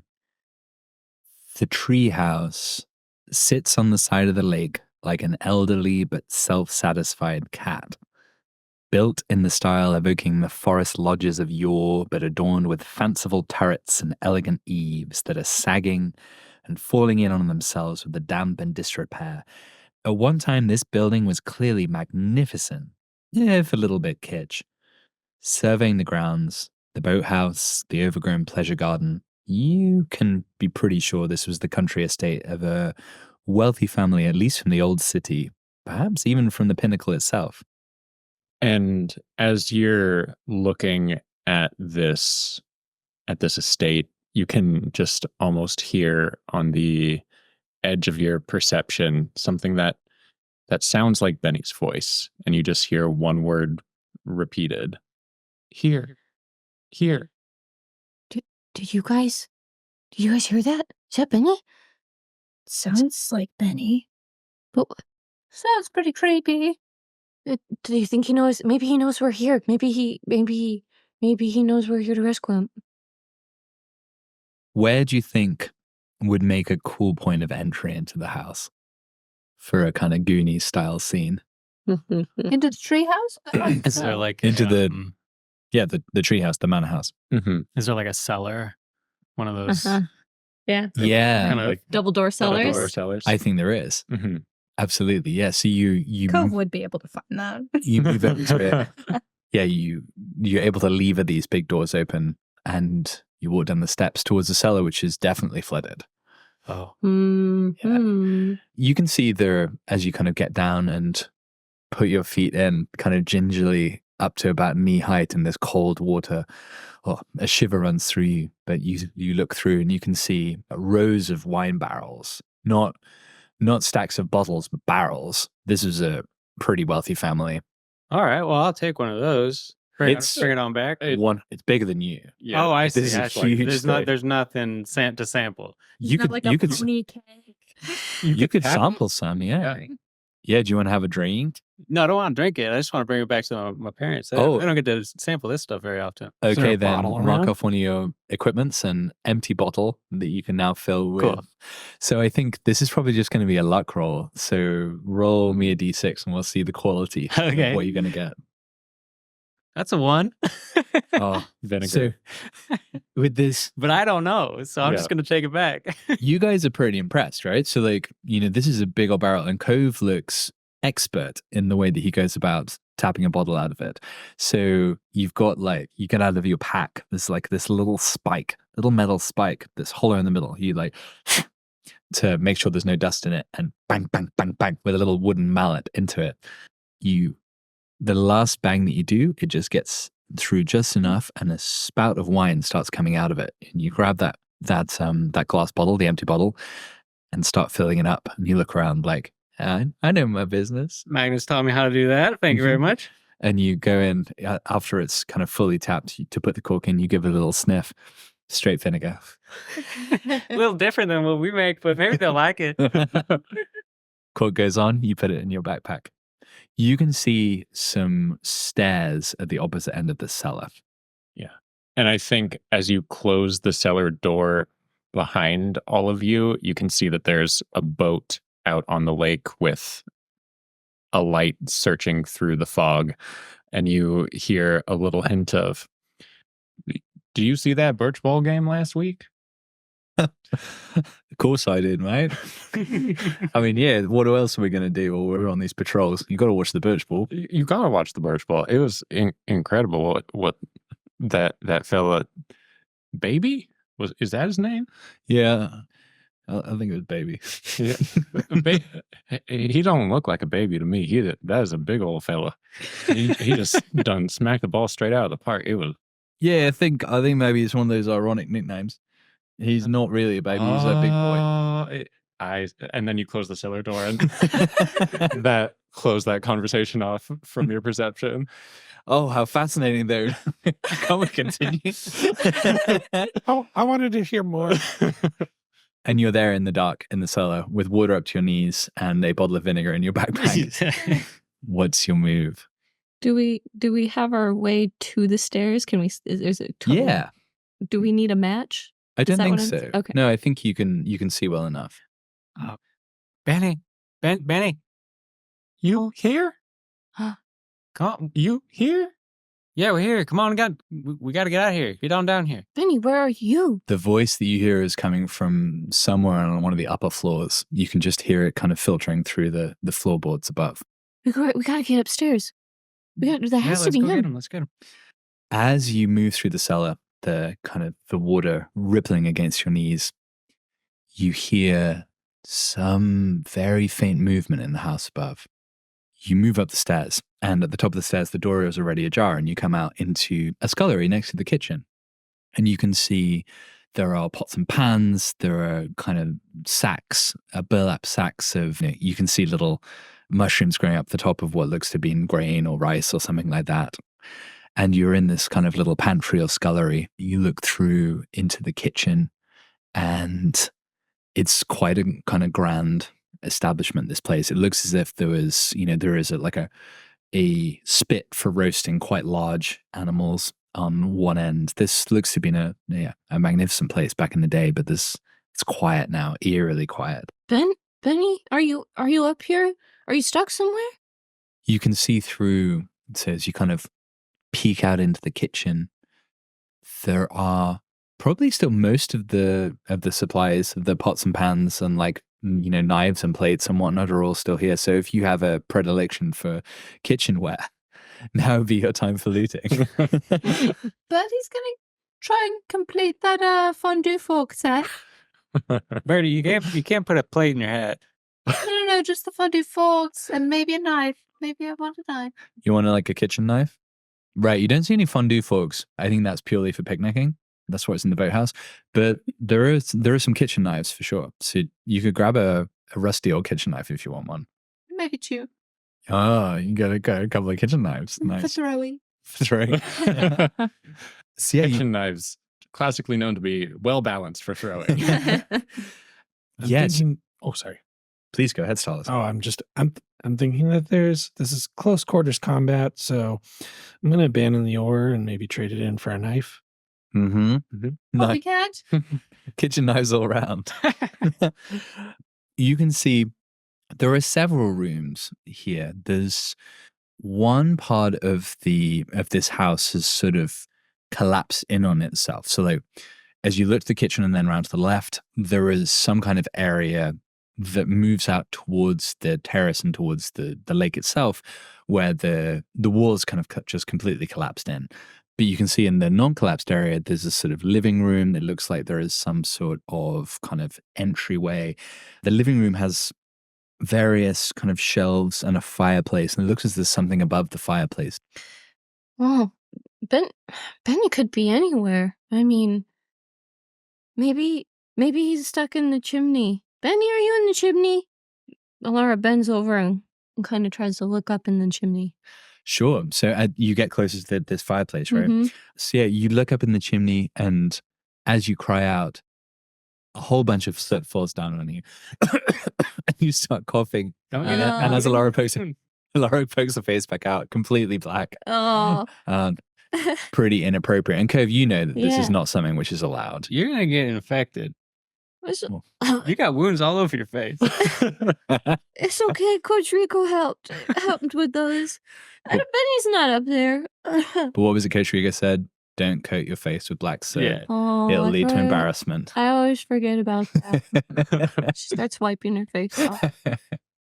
As you look up, though, above the fireplace, above the mantelpiece, some 8 or 9 feet off the floor is a longbow hanging up there. It looks as if it was, a kind of prized hunting possession. It's way too high for you to reach, though, Mhm. as a child. If only we had an oar. I mean, it's just I over go there back in to the kitchen to get the oar. I abandon the cutlass. Long gone. This is one of those flash games where you get all those items and you have to move through the haunted house to the escape room flash games.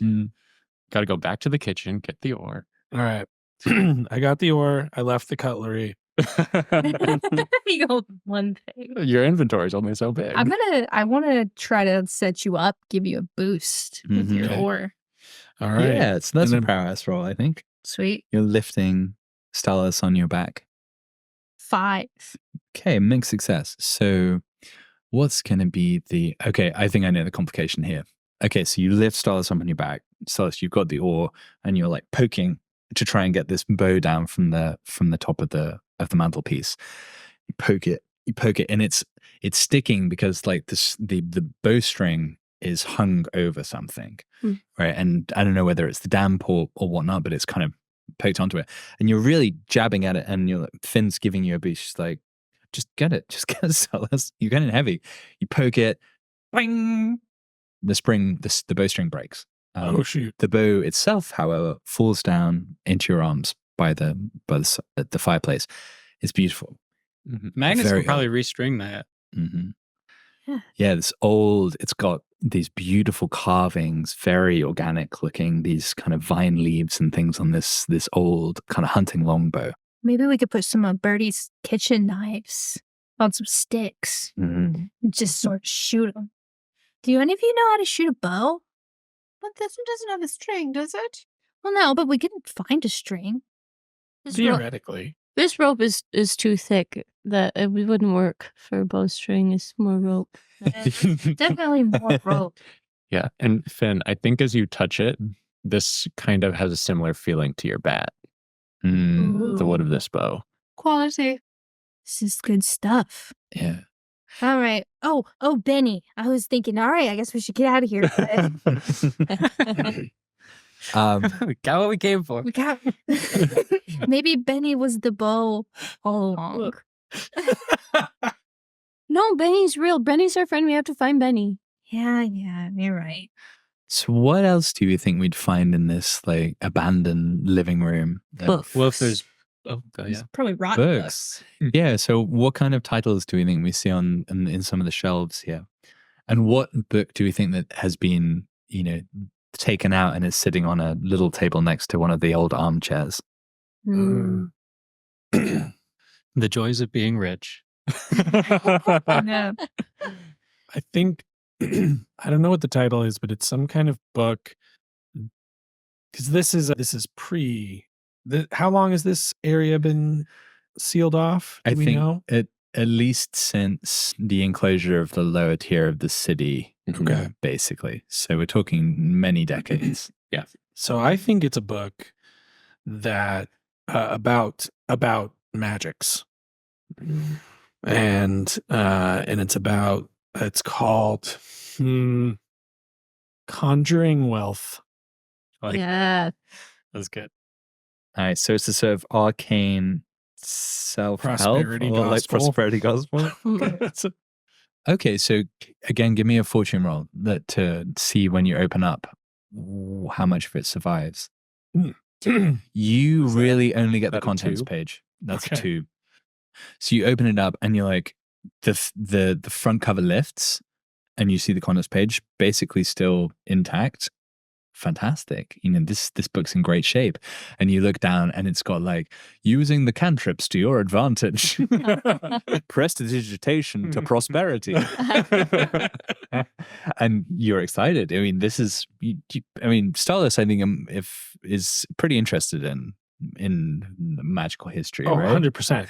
Not least because your various rock bands sing about this past. Oh, yeah. All the time. Battleborn. It's yeah. So you quickly flick through to see what else it's fused into a single lump. Oh. You cast some nuts. frustration. So yeah, you move on through the living room and into the kind of great hallway of the house. It has those two. Am I just imagining this? In Clueless, I'm imagining that there are the kind of 2 spiral staircases that go up to the other floor, right? That's what this looks like. The foyer. The foyer, yes. And in the middle of the foyer, over the front door of the house, as you're going up the stairs, looking back towards the front door, is a great portrait of the family. What do they look like? There's got to be a tiny dog. Definitely a tiny dog. I think the patriarch has kind of like a George Costanza white hair. It's like a crown with just a shiny dome in the middle, and an elf ear is pointing on either side. Right. He's sort of portly and has a very very stern look on his face. Mm-hmm. I think the matriarch is like a very tall, intelligent Beyonce looking woman. Like way hotter than the guy. Like way hotter than the guy. And like significantly taller. Significantly taller, and the contrast of like super dark skin with this pale, portly, bald man. Elvish Beyonce lower. Yeah. How many kids do we think are in the portrait, if any? Hmm. One. Yeah. One. An only child. And it looks like they're taking care of the dog more than they're taking care of the child. It's kind of like off to the side. The dog is on their lap. Yeah. And the child's like not touching them at all. Yeah. That's really good. I like that. What does the child look like? Hmm. I mean, the expression on his face is, I don't want to be here. Mm-hmm. And- Sad boy. Yeah. Yeah, very emo. The like kind of angry emo. Mm-hmm. Just a side swoop covered in eye. Yeah. That's great. So you're eyeing this portrait as the eyes seem to kind of follow you as you go up the staircase and into, on the upper floor, this kind of great study. You see this beautiful old desk, and there's a quill pen kind of dipped in a vial of ink on it. There's a lot more books up here. There are also journals and newspapers, kind of very kind of soggy and matted together on one table. Up here, the elements have really got through those copper roof tiles, and the rains come in, and you can see the gap between the ceiling and the attic has been almost completely rotted through. So you can see like the big beams that span the breadth of the house. And so this upper tier is kind of like a 1.5 or 2 story kind of open area. And you can see some parts where the ceiling used to be, and it's kind of falling through. But the thing that draws your attention more than anything else is the tree. You see coming up through the floorboards from the story below, the upper branches and canopy that then kind of starts to poke through the roof itself of this mighty, mighty tree that has grown up through this dilapidated building. And it's the first tree you've probably ever seen. Well, how do you respond? I'm gonna start like knocking on it. Don't touch it. So yeah, you go over, and there is a kind of gap in the floorboards around it, basically, like where it's pushed up through effectively and left a gap. But yeah, you can, if someone kind of grabs the back of your clothes, you can lean forwards and give it a knock. What does that feel like, Cove? It's like almost hollow. It's got a strange reverberation to it. I didn't expect that. Mm. And you hear something else. Yeah. Echoing up from below, you hear, can you hear the music? Benny? Was That was Benny's voice. Do we hear music? Not as such. Alara she thinks back to the music that Prindo had mentioned. Yeah. And tries to listen for it. So this could be insight, or it could be resolve, depending on what kind of part of your psyche you're tapping into. Mhm. Is this a feeling thing or a thinking thing? Feeling. Okay, so that's going to be your resolve. I'm gonna push myself. Uh-huh. Mhm. I'm gonna I'm not gonna. Do I blow the whistle? Would that be pushing myself, or would that be something completely different? I think it could be like kind of a setting your tune. That's not the right word. Before you sing or play something, you Yeah. to Get your what- pitch. Get your pitch. yeah, that's Yeah. the right word. I don't know music. Okay, so I think you can use that, mark off the second of your loadout, Okay. and that will shift the effect up to great. Mhm. Okay. And that is whistle.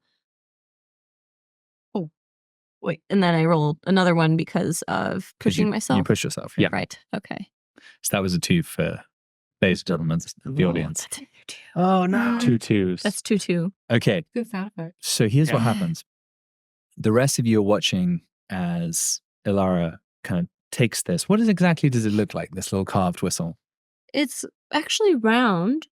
Mm. It kind of looks like a mini turtle shell. Uh-huh. Yeah. And it's got some holes, almost like what would you think, like a harmonica kind of thing. Mm-hmm. So you can actually affect the sound by like covering the holes. If you just go blow through it, it goes through all of the holes, and it's a little little more kind of, it's almost eerie. Mm-hmm. But yeah, it's really just kind of looks like a tiny turtle shell almost. I think it also doubles as a pipe.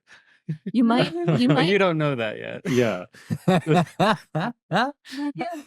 Well, I don't know what this little divot at the top does, but it's got a little hole in it. You could block it, and it changes the sound.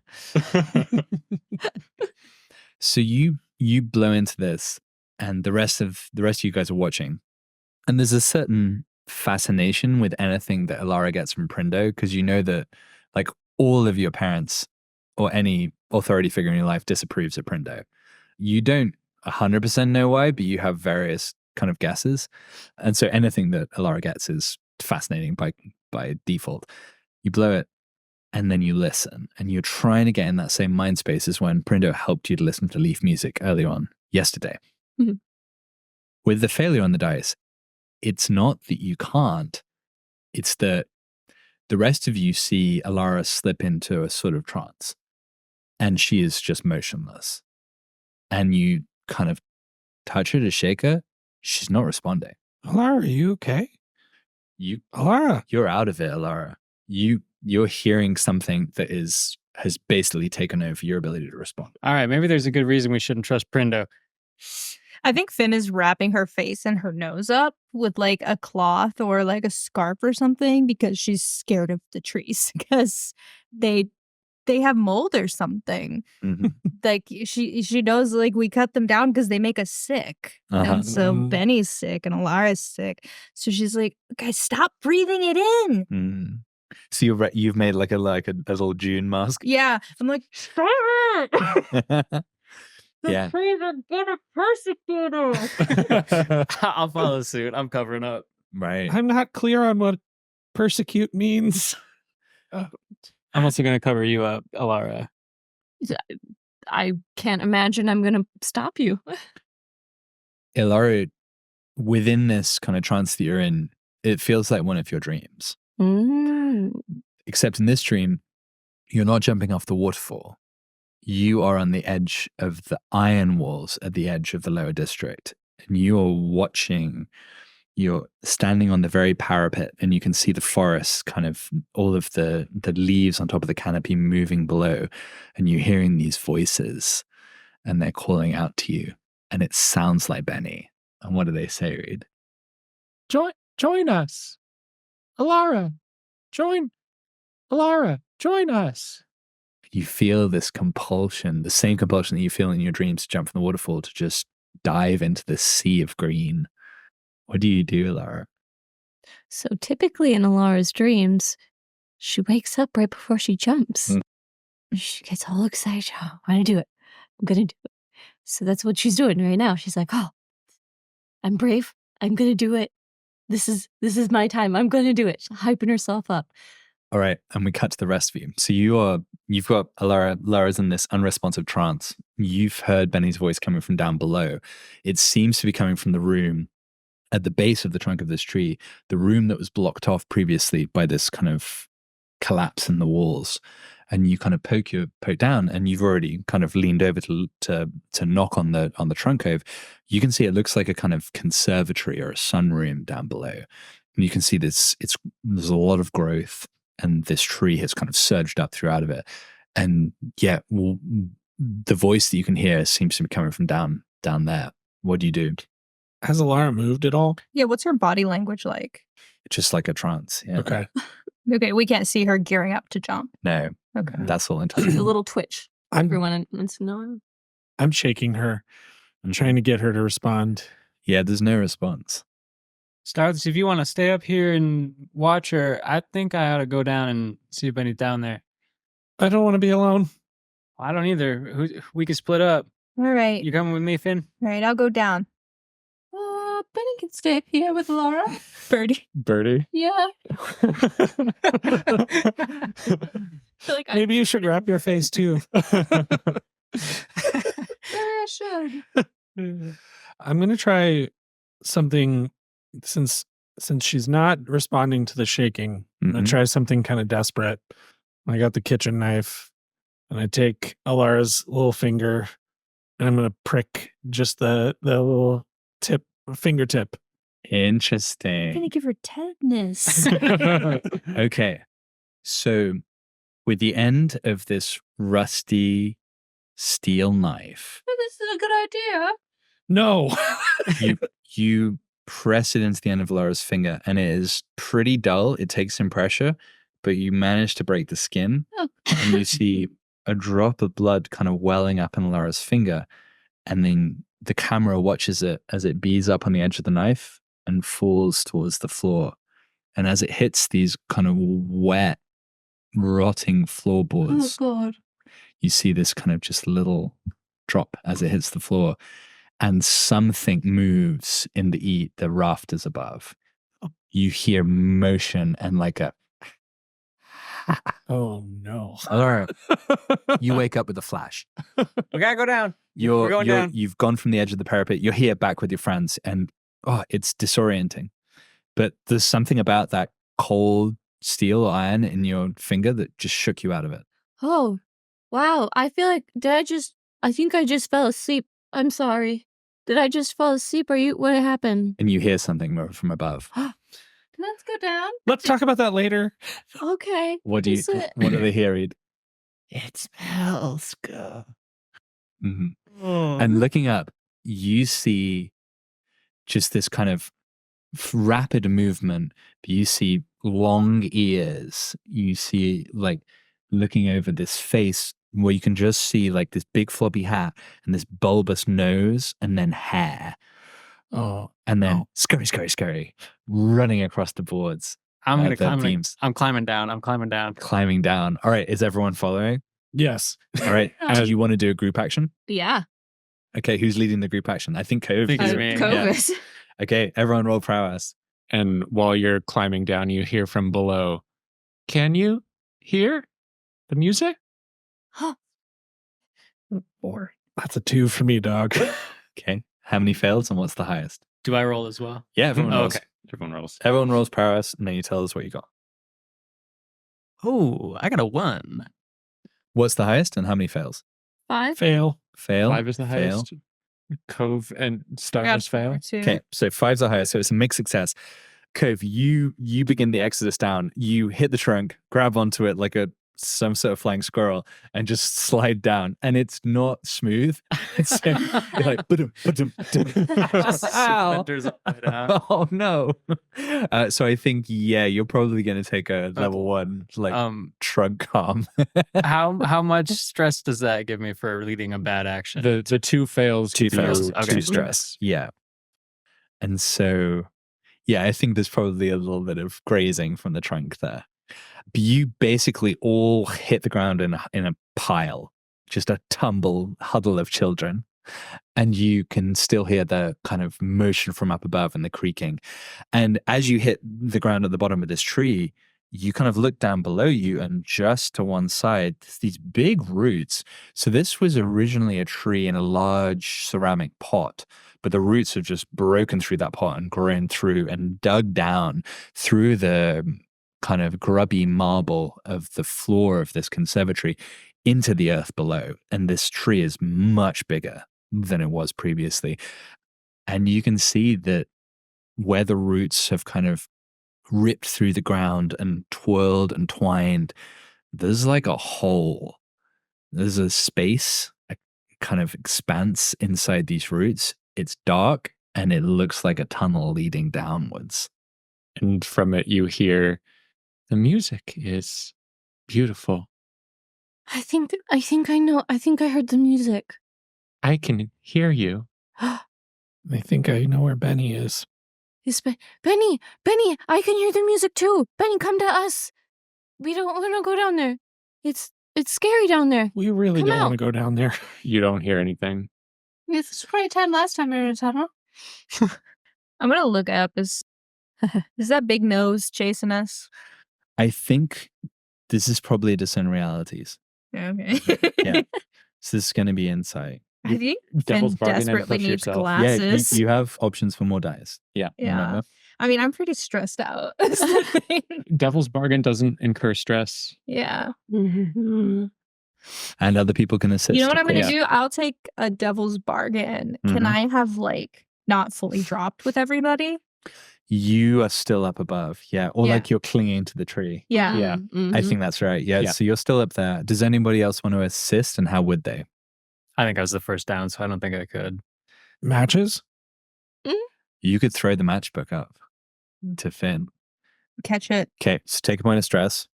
For the devil's bargain, so you get I guess roll 2 now. to roll 2.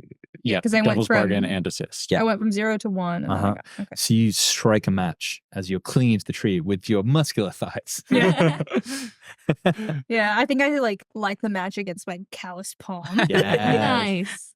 All right. You can That's do so cool, Finn. You can do it on the box. You don't have to do that. Or on the tree. There's so many rough surfaces. Yeah. Everybody be quiet. I'm trying to focus. These are really good matches. So bad. 1 and 2. Oh. You strike the match on your calloused palm. You raise it upwards, and you're looking up into the darkness of these beams. And it's hard to see because the light in the sunroom below, even through these grimy windows, is quite strong. And so you're looking up, your eyes are blinking. We've already established that Finn has very poor vision. I at think I night. need glasses. And as you raise your fingers upwards for this flickering little match, you see a face come down right in front of your hand. Blaze it out. It's just hair and this big nose and this like hand with fingers that are way too long. Insert the heart pumping noise. And it reaches out towards you and just boops you on the nose. What do you do, Finn? I'm not brave enough to scream on the mic. Lean back, cover with your hands. And Finn drops down onto the pile of children, Yeah. and you're still screaming. Yeah, I dropped down straight up screaming, just not okay. And you hear this scrabbling in the branches above you. And you feel you can't see it, but you see this thing is kind of moving down towards you like a spider through the tree. There's an old spider lady up there. More. I'm gonna kill you, Benny. There are more. What do you do, the rest of you? Oh, I'm running through that tunnel. Laura is still in somewhat of like kind of like snapping out of it, like back into reality. Mm-hmm. So I'm following Cove. Cove's going down there. Benny's down there. Cove. I guess we gotta get Benny down there. You put one foot down and you start this descent in. It looks like just a hole or a pit. And down in there, you hear something. It's like, you know how when you're in a mine, they say you're supposed to like find a place where the air is moving outwards and that's going to go towards the exit. The air is moving downwards into this tunnel, but it doesn't feel like that. It feels like an inhalation. This feels like a throat or something hungry. And as you're kind of putting your foot in gingerly, bravely, because you want to follow and find your friend Benny, the doors of this room burst open from the outside. Bang! Fly off their hinges. And a group of large watchmen rush in. All right, ladies, we got reports of a tree in here. Let's get to it.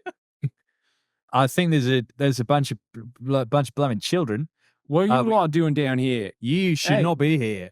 You're trespassers. Don't persecute us. Don't persecute Don't persecute us. persecute us. Our friends down there. Bruce, get the bag. Get the child bag.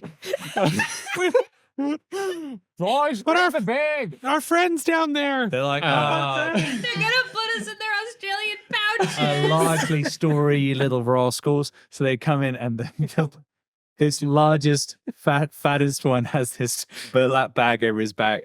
And he brings it in, and these big burly watchmen just start scooping you up and putting you in the bag. Like, get in the bag, stop squirming, you little bagger. They're gonna waltz the Matilda right out of us. Get in the bag. You're coming with me. And the last thing that you see of this scene is just the drawstrings of this bag being drawn at the top, and then you're bounce, bounce, bounce. And you can hear off in the distance the chop, chop, chop of axe into tree.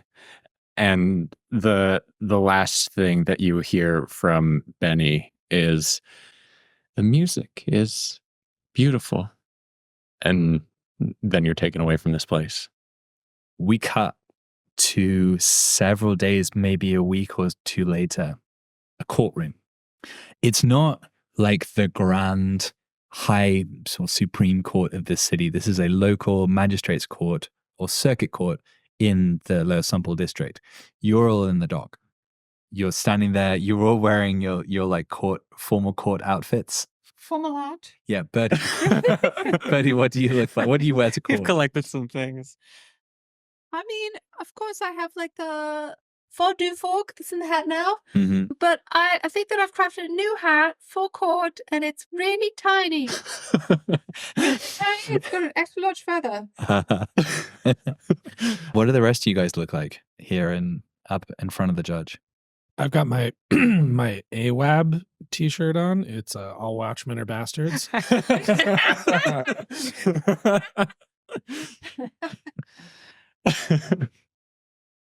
Laura's probably just got kind of a plain, like probably her good outfit that she wears for when her parents need to, impress other people with her as a good kid.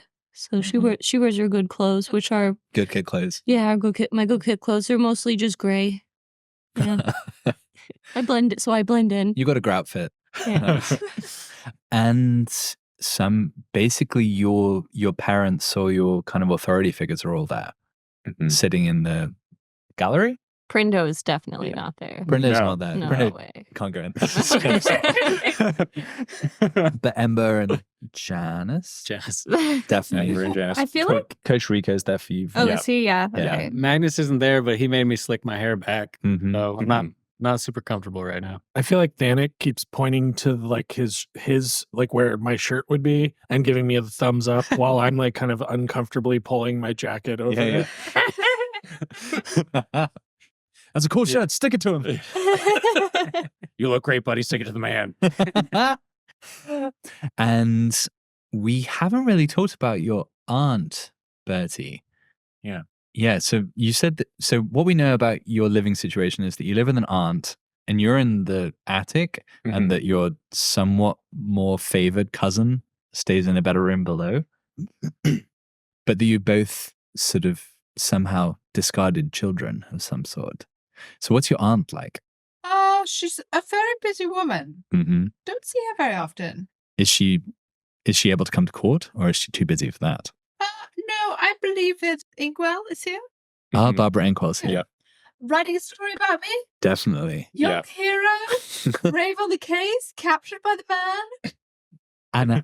And a hush comes over the courtroom. So your various parents and authority figures in your lives have been trying to communicate kind of that they're there for you and they're concerned, they love you.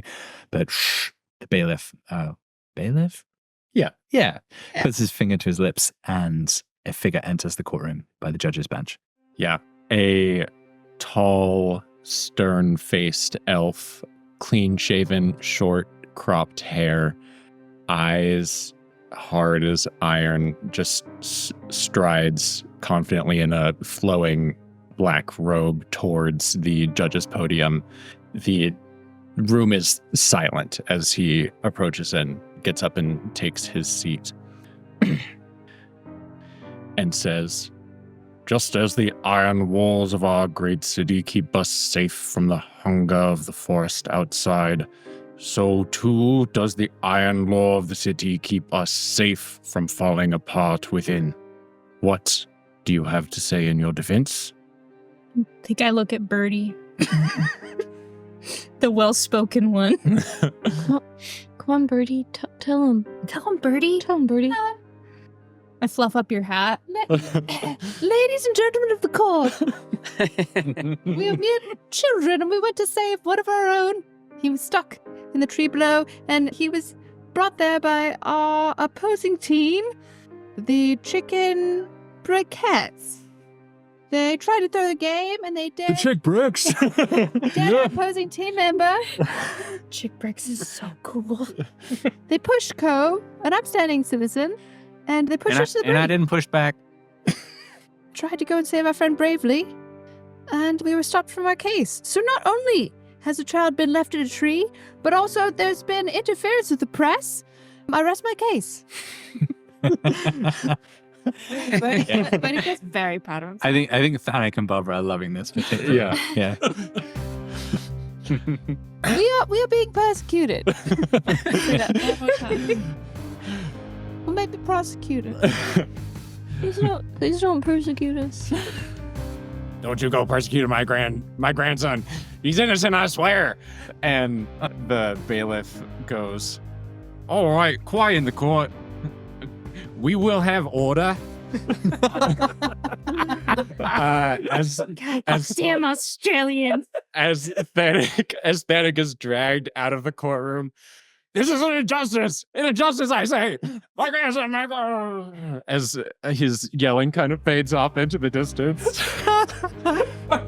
Are the Aussies completely taken over the criminal justice? Are they the Irish of? I don't even see them as elves. I'm picturing sentient kangaroos. It appears that Glimmer Corp security has hired from one very specific elvish background. I did once turn one of our DMs into a kangaroo. So you're coming back to haunt me now. That's true. Are we entitled to legal representation as children? I think you guys nominated me, right? I demand trial by combat. No. I square up with the bailiff. Come on, man. Look at her thighs. So It worked pretty well last time. And the figure who... Do we think they recognize who the figure is? I think so. Yeah, absolutely. The figure up at the judge's podium? Yeah, why not? Yeah, judge's podium, who you all know to be one of the 7 lords of the city. This is Lord Justice, the head of the justice system. The head of the justice system. It was named after him. Yeah. And they're not all called these kind of things. He's the only one. Yeah, he is the only one. At with least matching it's not name. commerce. E-commerce. Yeah.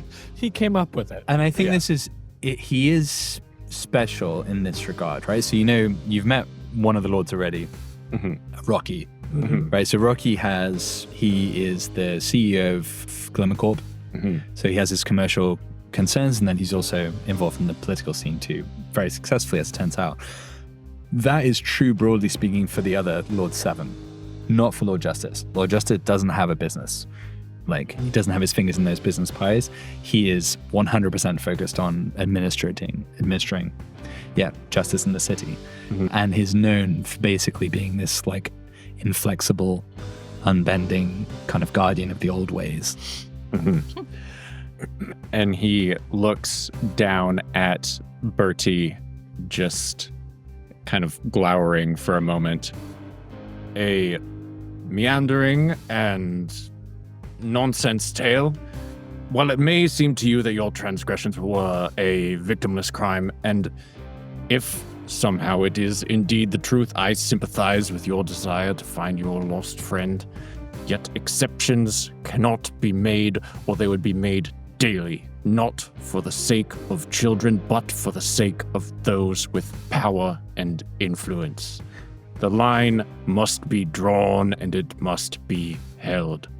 For that reason, I sentence the 5 of you to 10 years of civic service and re-education. And as cries of protest erupt throughout the courtroom. No, you can't do that. No, they're just children. Too young for civic service. You can't take my Bertie away. She's my best journalist. As Lord Justice bangs the gavel down on the podium, stands up, and briskly walks out with a flourish of his robes, leaving you in this room as the bailiff moves forward to take you on to your re-education, as it were.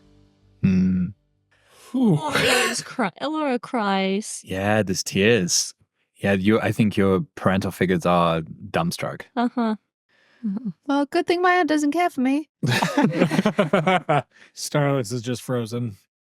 So, when we rejoin our heroes next week, we will skip forward an entire decade. we will learn through a few vignettes what changes these 10 years have wrought to you and what changes they've wrought to the city of Glimmer Falls itself. We will kind of populate a little bit more of your neighborhood and get a sense of how all of these structures are changing over time as things get a little bit darker. And then we'll start the next phase of your adventures as young adults. Mm-hmm. Does this mean Benny's dead? I'm sorry? Does this mean Benny's dead?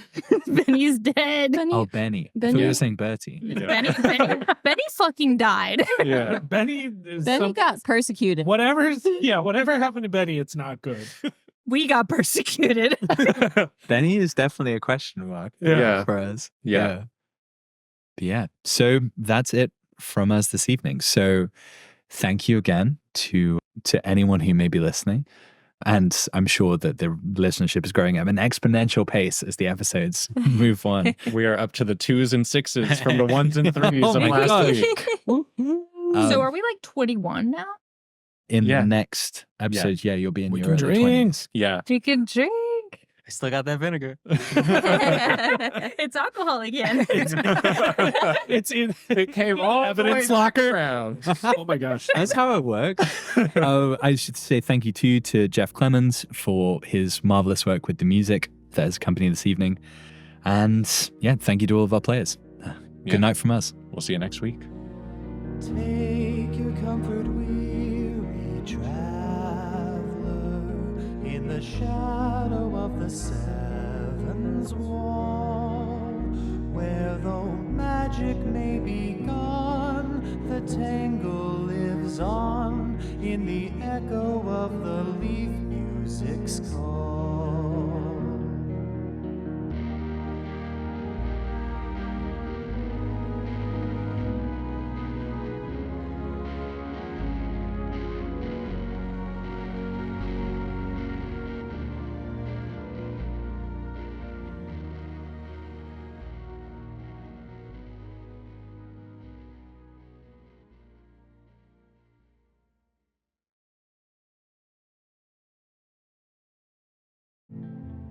On the next episode of Born to Die. Bertie has prepared an escape pack and has been slowly digging a tunnel out, even though there's a window above him. Most of our revenge is scatological. You've never kissed a girl or a boy in your life, Lara Fallon. I've kissed my parents. I compliment Finn's arms every chance I get. Like all 3 of my dads are dead, and my life sucks. Hey y'all, Cove here. Just wanted to let you know that the next episode of Born to Die is going to be on October 13th. You can listen to it on Spotify, Apple. I really don't care where you listen to it as long as you're listening. That way we'll continue to be friends.